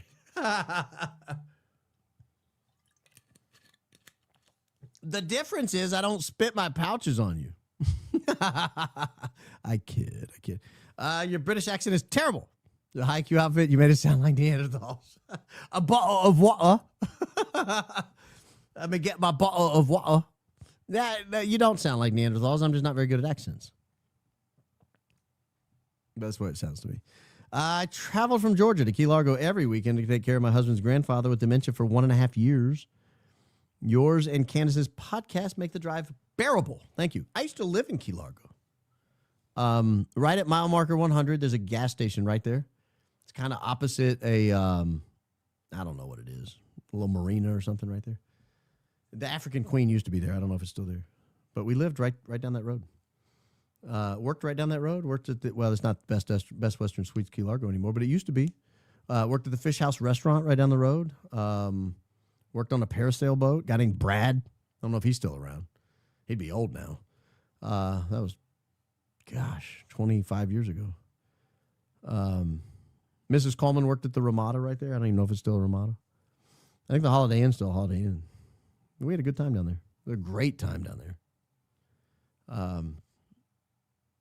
It's a long drive down there, though. Man, it's way down Florida way. You get to Miami, you're like halfway there. One of two. Sailor Man Rob, you're so arrogant, pompous, hypocritical, and deceitful, yet you can't bother to speak accurately. I could care less. Could not care less. He could not care less. Regarding Candace, annoying. I can't wait to see number 2. That seemed pretty brutal for number 1. I hope you do at some point in time get a chance to read even a part of my daughter's poetry. I remember you telling us you like poetry. Thank you and love the show. I certainly will read it. I actually have it. I think it's sitting right over there. There's a stack of books people have sent. I do love poetry, and thank you for your kindness in thinking of me. Smoke Boy says Fort Tortuga on Stu Peters. Yeah, he does not know how to say Huachuca. Huachuca. He needs to learn how to say Huachuca before Friday. 202. Unless Rob's accidentally telling on himself that he cares way more than he wants to admit, I'll allow it. Well, maybe he could care less. He cares a lot. Edge, the management of autopsy. Is there any accountability for falling so horribly below the standard if they can't produce volumes of valuable evidence, destroying evidence, interfering with investigation? Well, I mean, I think a not guilty verdict would be in order at that point. Maybe even a directed verdict if there's insufficient evidence to demonstrate the injuries. I'm dying to know if the name Smoke Boy is a coincidence or if you've heard his theme song, Smoky Man, or his tagline, Smoky Man Bad. No, I've never heard his theme song, and I didn't know his tagline. He just, Smoke Boy. Reminds me of those kids in high school that think smoking's cool. I got a Winston. You know instantly I'm cool. Sorry if that woke you up. Ross Perot rescued me on the ski slopes in February 2001. Everybody's got a Ross Perot story. He had a cell phone and called for emergency and gave me the name of a surgeon. I requested that surgeon and got him. What? That's incredible because Ross Perot would have been like 80 at that point. That's incredible. What was he doing out skiing? Lionel calls Smoke Boy Pickles. Love you, my B. Well, we know he's not good with pickles. I told Candace, I said, you got to get a giant jar of pickles, put it right in the middle of the set. Don't say a word about it. I said, and in case he tries to unscrew it, make sure you super glue it shut. He might have been training his grip in the meantime, you know, walking around with kettlebells everywhere he goes. All right, someone got to throw a jar of pickles in front of me. I'm going to grab the jar of pickles and I'm going to screw the top right off. Probably bought $1,000 worth of pickles from Publix just to pop them off. I got that one. Got that one too. I'm ready. Throw me a jar of pickles. Got it. Pickles. I like Smoke Boy. Grateful for you and your amazing sense of humor. I'm grateful for you and your amazing sense of commentary. Thank you. Danny Phillips, Planet of the Screwdriver. It was a Phillips screwdriver. We don't know that, but I'll allow it. I'll allow it.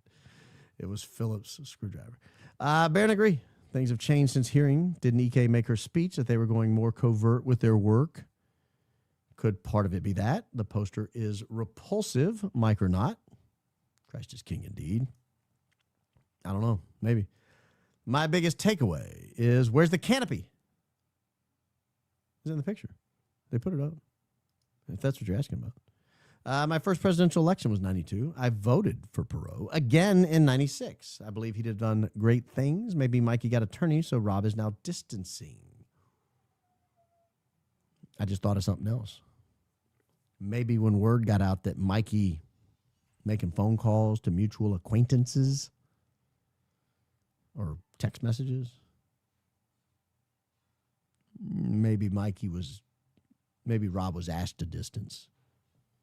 Or maybe Rob made a decision to distance at that point. AB, never heard of Charlie until he passed away. Never heard of you until Candace. It's so obvious you both are truth seekers. Love you guys. Well, thank you. Never heard of Charlie Kirk? I'll allow it. I believe you. If security was there ahead of time, was Frank there too? Don't know. I don't know why I thought Frank was with him in... I don't know why I thought Frank was with him in Salt Lake. I could have been wrong. Good question. Making his admission he didn't like the venue even more weird is Frank on the video with Charlie driving in. I didn't see him in that video. Hey, Professor Barron, have we talked about Brian Harpole wearing Meta glasses on 910? He touches his glasses a lot as he's helping Charlie Kirk. Weird. I don't recall seeing him wearing Meta glasses. I recall the salt and pepper headed guy in the blue shirt wearing Meta glasses. Dan Flood definitely had on Meta glasses. Maybe one more did. I don't recall Brian Harpole having them. 2 questions. 1, where was Erica that weekend you called her out? Oh, I told you I am going to tell you, but I'm not going to tell you tonight. I want to tell someone that I'm going to say it. 2, differences in necklace. Asking for my friends in chat. Go Max, Christ is King. Indeed. Let me answer the second one. The difference in the necklace is, and I'll do a show on it. She's changed the clasp. And it's really inexplicable why she would have done that. And you can't say it's because it blew up, because it wasn't changed initially when she was wearing it. I'll do a show on it. But since you asked 2 polite questions, and I'll answer one of them. I very much appreciate your kind words about my daughter raising money for her sister's leukemia. It meant so much. Well, thank you. It was very kind of you to follow back up, Catherine. Gifted 10 membos. Annie, be patriot. 10 people get to watch me do my best Smoke Boy impression from last Friday. 1 of 3. Off topic, but I keep thinking about your story a couple weeks ago regarding a certain someone who may or may not be the best driver. I know one of those too. You talking about Nurse Casey? She's horrific. Well, I love her to death. I mean, she's my sister, but I don't want to ride with her. Like, anytime she's around, I'm like, I'll drive. Well, we have my car. I'll drive your car. Can I, please? Can I? Or I'll just walk. I can Uber there. If you insist on driving. 2 or 3. My sister is also a terrible driver. Gas, brake. Hope she's not watching. 94. She ran us under a tanker trailer in Delaware, Ohio. Go Barons. Oh, Delaware sounds amazing. Thank God it wasn't a box trailer or I'd be headless.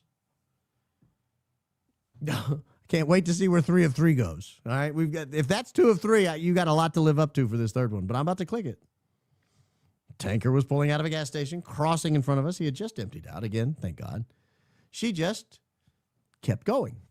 My only injury was a cut finger. Her excuse, I had the right of way. Yeah, well, I mean, I've never been driven into a tractor trailer or a tanker trailer, if that tells you anything. But I'm not saying it might not happen if I took my chance. Listening to you, Oceanfront from Perdido Key, Florida. I know precisely where that is. Yes, right on the Alabama-Florida line. So did Dan F. really show up on Mitch's porch? What's going on with Mitch these days? No, Dan Flood did not show up on Mitch's porch. I don't know where that came from. So it didn't look like him to me. What's going on with Mitch? I don't know. I haven't talked to him. So you check in with Mitch. Gifted 5 members. Man, guys, take advantage of these memberships. We'll do membership shows each week, and you get access to all of these old member shows. So if one of these is gifted to you, don't let it go by the wayside. Take advantage of it. Came in a little extra money. The first thing I got was a membership to your member page. I'll enjoy catching up. Plus, I lost my dog. I mean, that was kind of a plot twist at the end there, right? Like everything was came into some extra money. Yay, got a membership. Awesome. And I lost my dog. I mean, that's not really keeping in the theme of the rest of the comment. But unless you're happy you lost your dog, the rest of it seemed pretty positive. I'm sorry you lost your dog. I'd be devastated. I love my dog. She's not in here, but she's normally in here all day. Is this case exposing normal occurrence regarding state evidence, or is this abnormal? Planting evidence, splicing and clipping, etc. Well, let's set the planting evidence aside because we don't know that for a fact. But the splicing and clipping is not normal. I can assure you that's not normal. That's not normal. And if they do it, they describe it as they show it. They're like, hey, we took a minute and a half out here, but nothing happened. And the defense has that minute and a half. They're more than welcome to look at it and confirm nothing happened, but for the sake of judicial economy, we're going to take that minute and a half out. If the defense wants to play it, by all means, they have it. It's Exhibit 13A, minute 2 through 3:30 is out. If you want to play it, it's your business. But we're going to take it out. They never just blow through it and act like it's one clip. It's just a lie. It's just a lie. That's very unusual. I will be honest with you. Very, very unusual. We're losing cred and need to debate Smoke Boy. Who's we? You got a rat in your pocket? I'm sorry about your cred loss. Due to the cropped footage, TF showed Candace and bizarre damage to vertebrae. I can't shake this feeling they swarmed on him behind the table to finish the job. I hope not. That would be devastating. I knew who Andrew Colvett and Erica Kirk were before Charlie Kirk died, but I didn't like listening to them. When AK covered CK's show, I wouldn't listen. EK handful of interviews were less than riveting. Well, they still are. In my opinion. Allegedly. I got my first grand jury tea, and I love. Can you believe that woman made that stupid point about the word allegedly over my head? That's hilarious. I mean, that's objectively hilarious. Acting like I'm using. It's a disclaimer, guys. He doesn't believe anything he says. Got the word allegedly right over his head. I can't. I'm going to fillet her tomorrow. I wasn't going to, but the more I think about it. Can't wait to get my big order with Holy Mackerel sweatshirt and Daisy tea. We definitely need Baron After Dark and special tea for Nurse Casey. LOL. Yeah. Oh, you need a Baron After Dark t-shirt with a slogan or something. You don't need a Baron After Dark show. We don't need all that. And Nurse Casey, love you guys. Keep up the good work. We're doing our best. Phrases my B can't say anymore. Giant sucking sound. To answer the earlier chatter's question, Candace said she would debate him if TPUSA acknowledged sending him, so the connection between him and them must be made first. I think she's dropped that demand. Loved both Julie and Dory interviews. Left the Joseph Scott Morgan chat in awe at the respect and integrity. Oh, thank you. I appreciate that. I haven't looked at the comments. I don't like reading comments about, FYI, 8/27/25, there was a shooting. Is that probably the reason for the tweet? Yeah, could be. But he'd never, I wasn't the first one ever, and he'd never really commented before. Also, Mike Farmer made pro-Zionist comments as a direct response to Candace speaking out against Zionism. Oh, I didn't realize the connection there. See, I don't follow him. Hi, B. Maybe the security detail could have looked up and identified the roof risk instead of seemingly shooting the breeze and monitoring the tent installation. Well, allegedly. He mentioned no way he would be alive after ME clips. Yeah, I agree. He did say that. Excellent interviews on Julian's podcast. I was so proud of you. Been watching you since Trends, and this is my first super chat. Gotta go. Hubby's taking me out for birthday dinner. Keep it up. Christ is king indeed. Happy birthday. We'll do our best. Christianism. Be aware of the psyop. Don't know what that means, but I believe you. Red font on the t-shirt is diabolical. Literally looks like blood dripping down his fingers. Allegedly, in my opinion.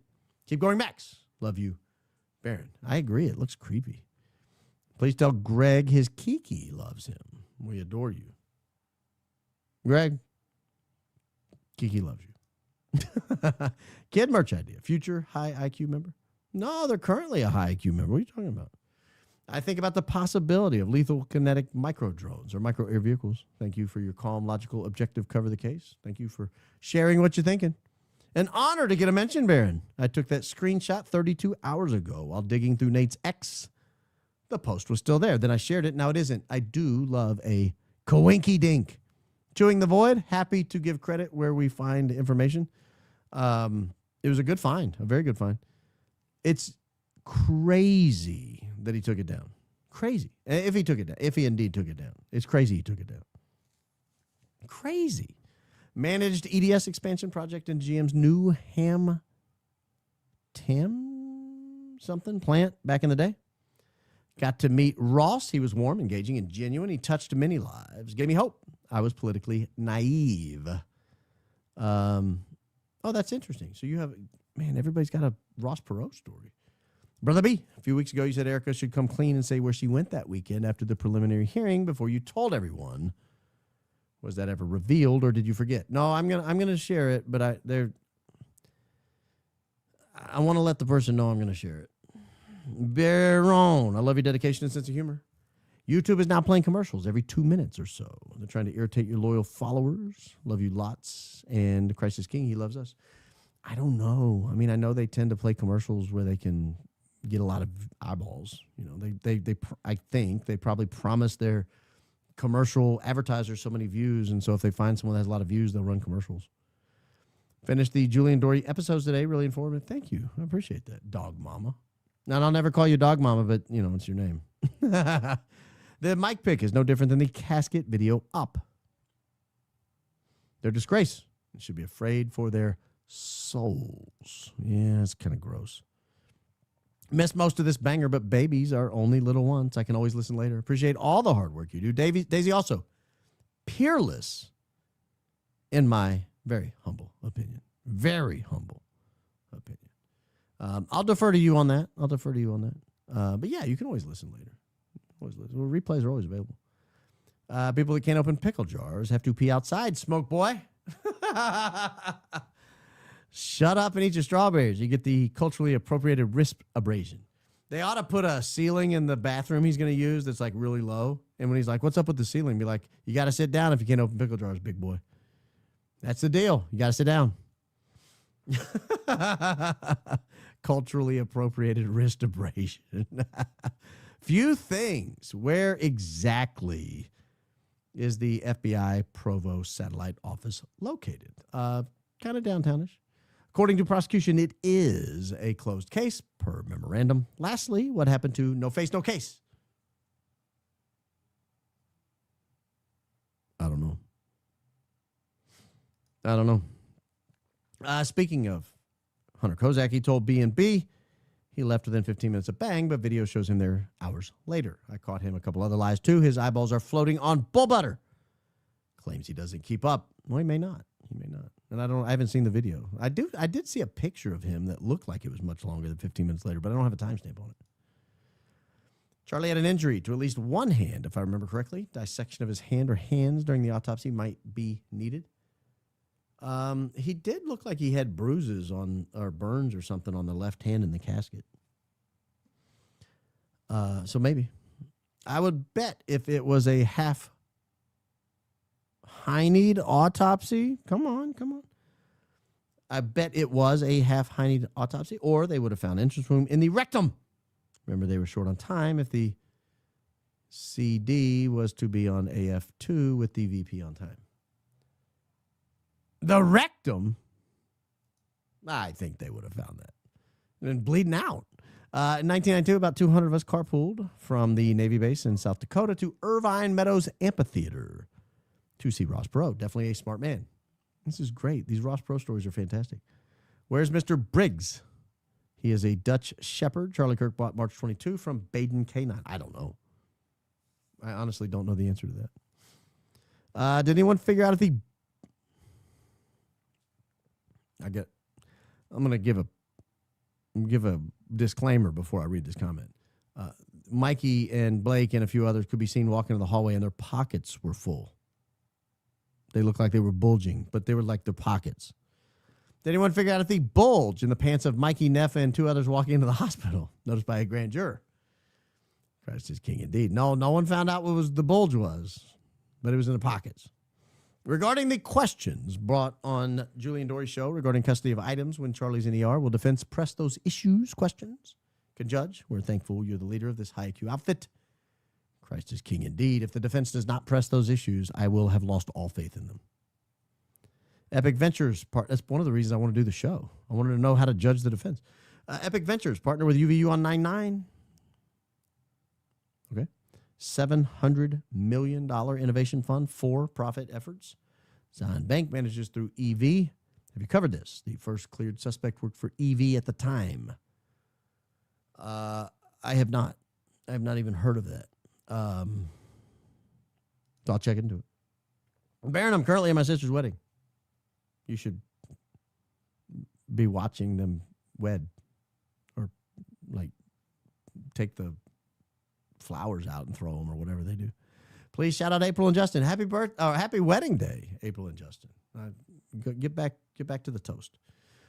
Just hopping on here to like the video and let you know I added a quote from you for the speech I'm about to give. Love you. Oh, you're going to have to fill me in later on what the quote was. You think weird? No one closes eyes. Not even doctor. How do we know no one closes eyes? I wonder if the real reason for the limp was to make it difficult to use gait analysis for the FBI. Christ is king indeed. Interesting you mentioned that. I didn't think of that when Joseph Scott Morgan talked about the gait analysis. That's a good catch, Jamie. Frero. Been here since the real-time video removal upon your coverage of certain pastor. Thanks again for your opuses. Oh, magnum opuses. Erica Kirksey grieving. A backlight just died. Erica Kirk's a grieving weirdo, not a widow. Oh, maybe. Been out of the loop lately. Onk. Glad to be back, though. No Adidas sponsorship yet either. No, they hadn't called. They can. I'll take their call. Follow up from the drone chat. Security would not send drone footage if they were with him in SUV. Was Frank Turk really in the SUV on the ride to UVU? I don't know. I'm starting to wonder. Did you do your Mikey McCoy impression again? That cracked me up. No, I don't perform on command like that. No, ma'am. No, ma'am. It's not how we work here. You got to rewind. Be kind. Rewind. Pic with two guys standing near camera. Appears a couple of guys are holding phone, like Frank Turek. Other possibly looking at windows to right of where Charlie Kirk was sitting. Maybe testing, lining something up. Very sus. Yeah,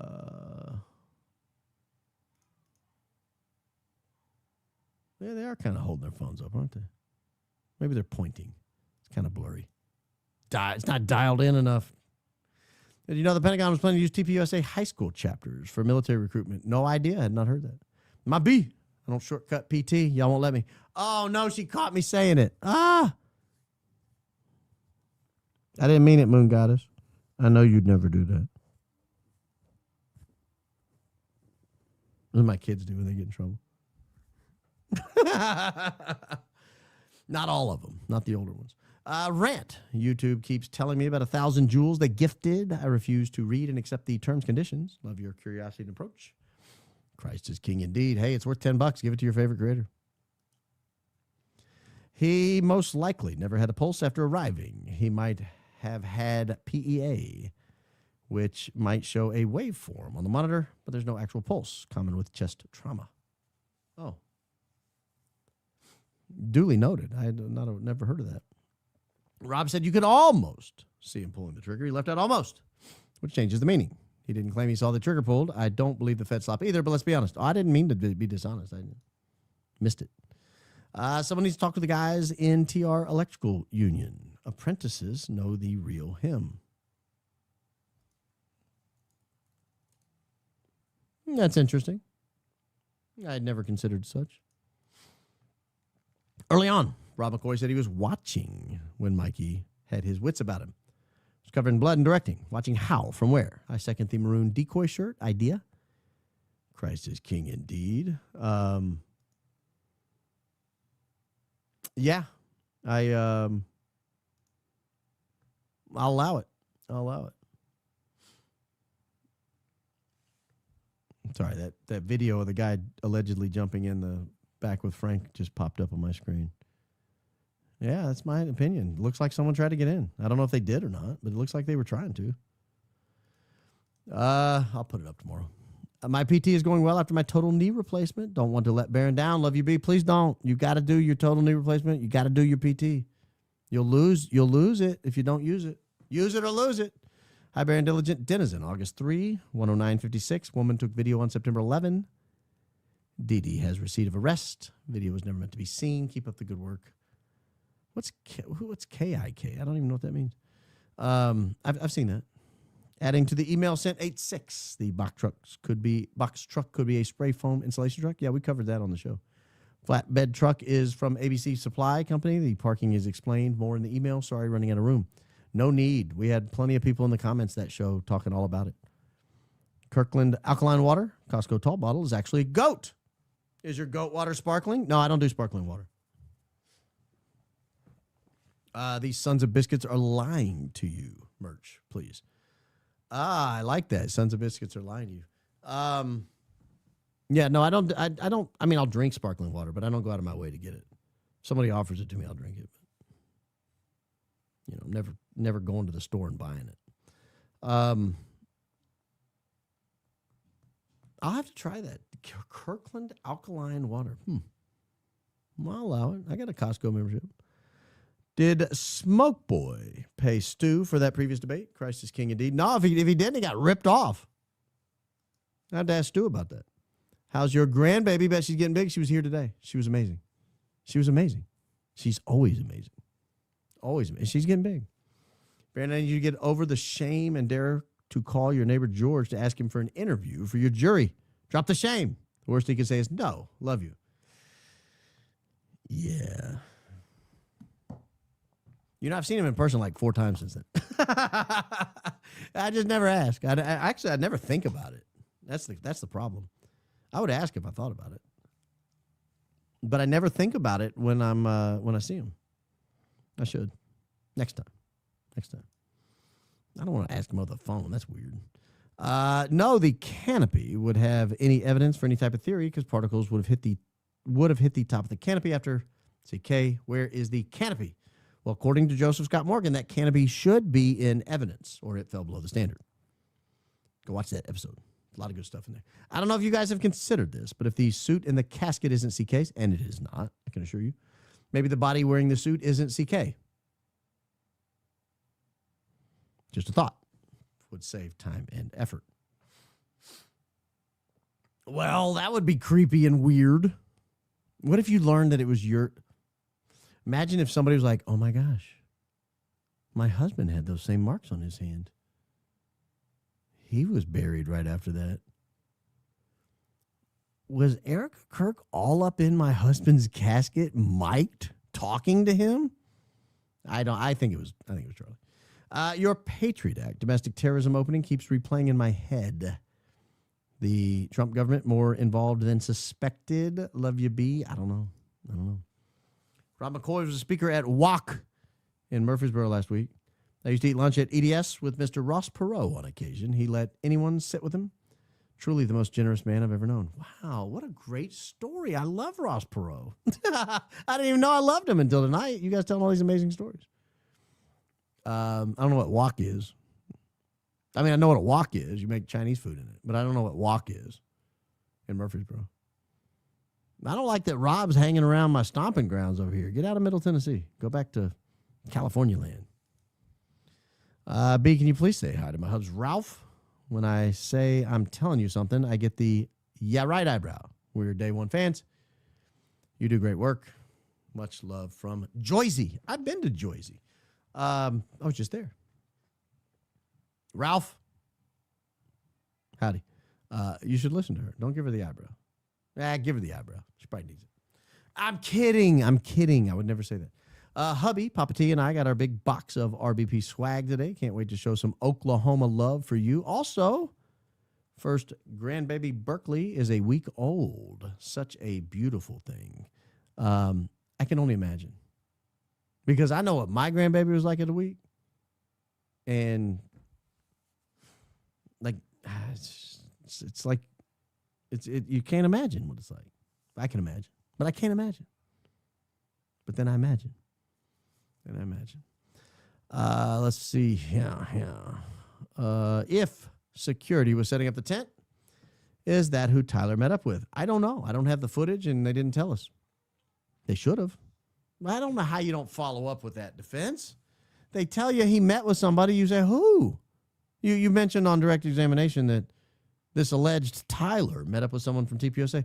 Who was that? Where's that footage? Was it a he or a she? How do you know it was a TPUSA rep? Have you interviewed that person? Now, how did you not follow up on that? I'm losing so much hope. Coming here helps me, but dang, there's so much negativity around this. I miss Charlie Kirk. Christ is king indeed. Maybe since Rob McCoy threw Candace's husband under the bus, Farmer will do an interview with you to respond. They can't run forever. We're hot on their tail. Christ is king indeed. That's what I'm going to tell him. You know, Rob the sailor boy, sailor man, he threw you right under the bus. You want to do an interview with me? Get back at him? Really dig into his side. Candace said on a podcast, you'll have to contact Judge George directly to get an interview because she cannot even get on his calendar. I will. Please explain the definition of conspiracy to Brandy Zadrozny. Is she protecting Lance? 2+ people? Prosecution conspiracy theory of a case, allegedly. I think I'm going to show those text messages tomorrow. I got to think about it, but I think I'm going to. BH did see drone footage, allegedly. See YouTuber I Am John Cullen's recent video on the military operation on 9/10 and why Candace is not allowed to discuss it, allegedly. I can assure you she's allowed to discuss it. If she's chosen not to, it's because she doesn't deem it worthy of coverage or hasn't considered it. But I can assure you it's not that she's not allowed to discuss it. Blessings, Bubba Baron. Graham Allen is also MIA. Maybe he's scared of Hatch Act, emoluments clause, and FARA violation charges. I think he's more scared of more pictures coming out. Allegedly, in my opinion. Regarding Hunter Kozak, claims attended CK event just days after baby was born, baby in NICU. I don't think it's a claim. I think it's a fact. As a dad of 8, would you ever attend an event so soon after birth? No. Especially in the NICU. Like, you've got to be there at a moment's notice. I wouldn't be on a college campus way far away from my car. Olivia Swing gave Barron a shout out. Christian? Well, shout out to Olivia Swing. Right back at you, girl. You got a weird cease and desist on X over the group chat of 92 crazy people? I didn't get anything. What cease and desist did I get?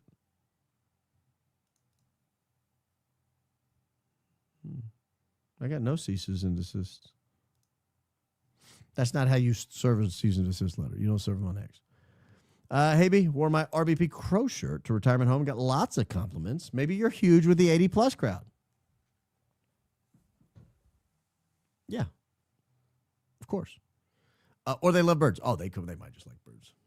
In honor of CK anniversary, jury needs to wear RBP merch. Christ is king indeed.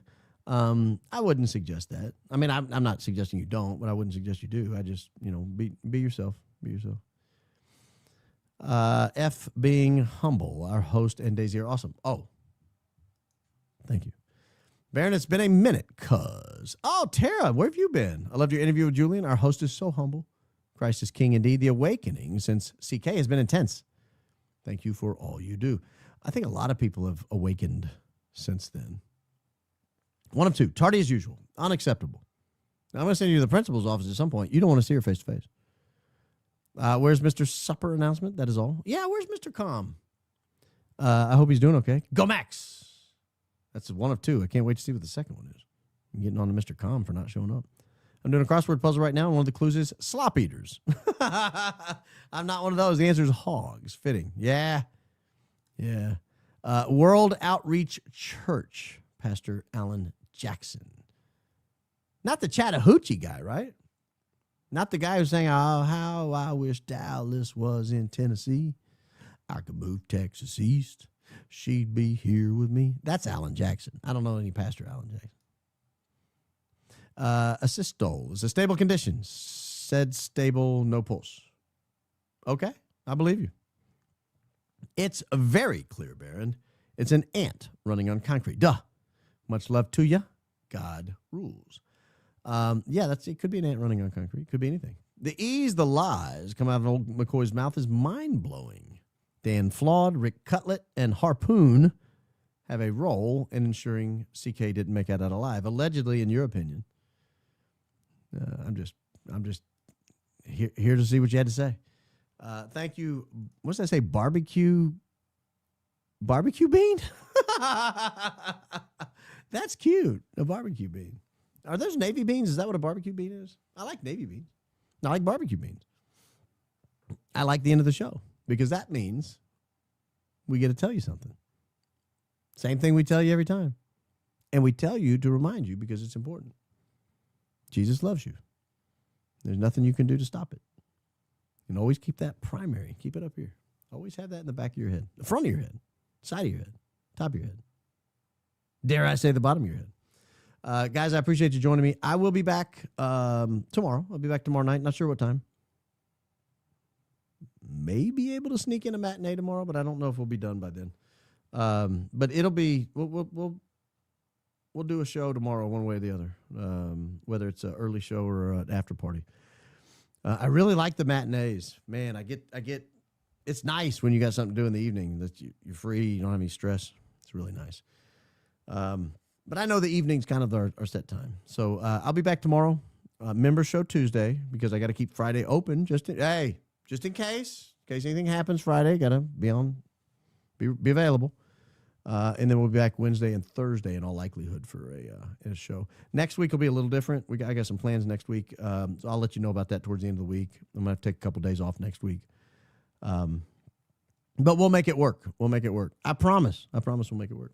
You guys have a wonderful evening. Oh, I did get one more comment. Hold, please. I'm so proud of me for sharing the idea of allegedly signage. Thanks to the listener for creating that. Font is beautiful, much better than magnetic letters I suggested. Love from Southwest Louisiana. Yeah, that was from a listener. That was a gift. It was wonderful. I love it. But I'll be back. I'll be back tomorrow. You guys have a wonderful evening. Everybody behave. Or not. Whatever you want to do. But you should behave.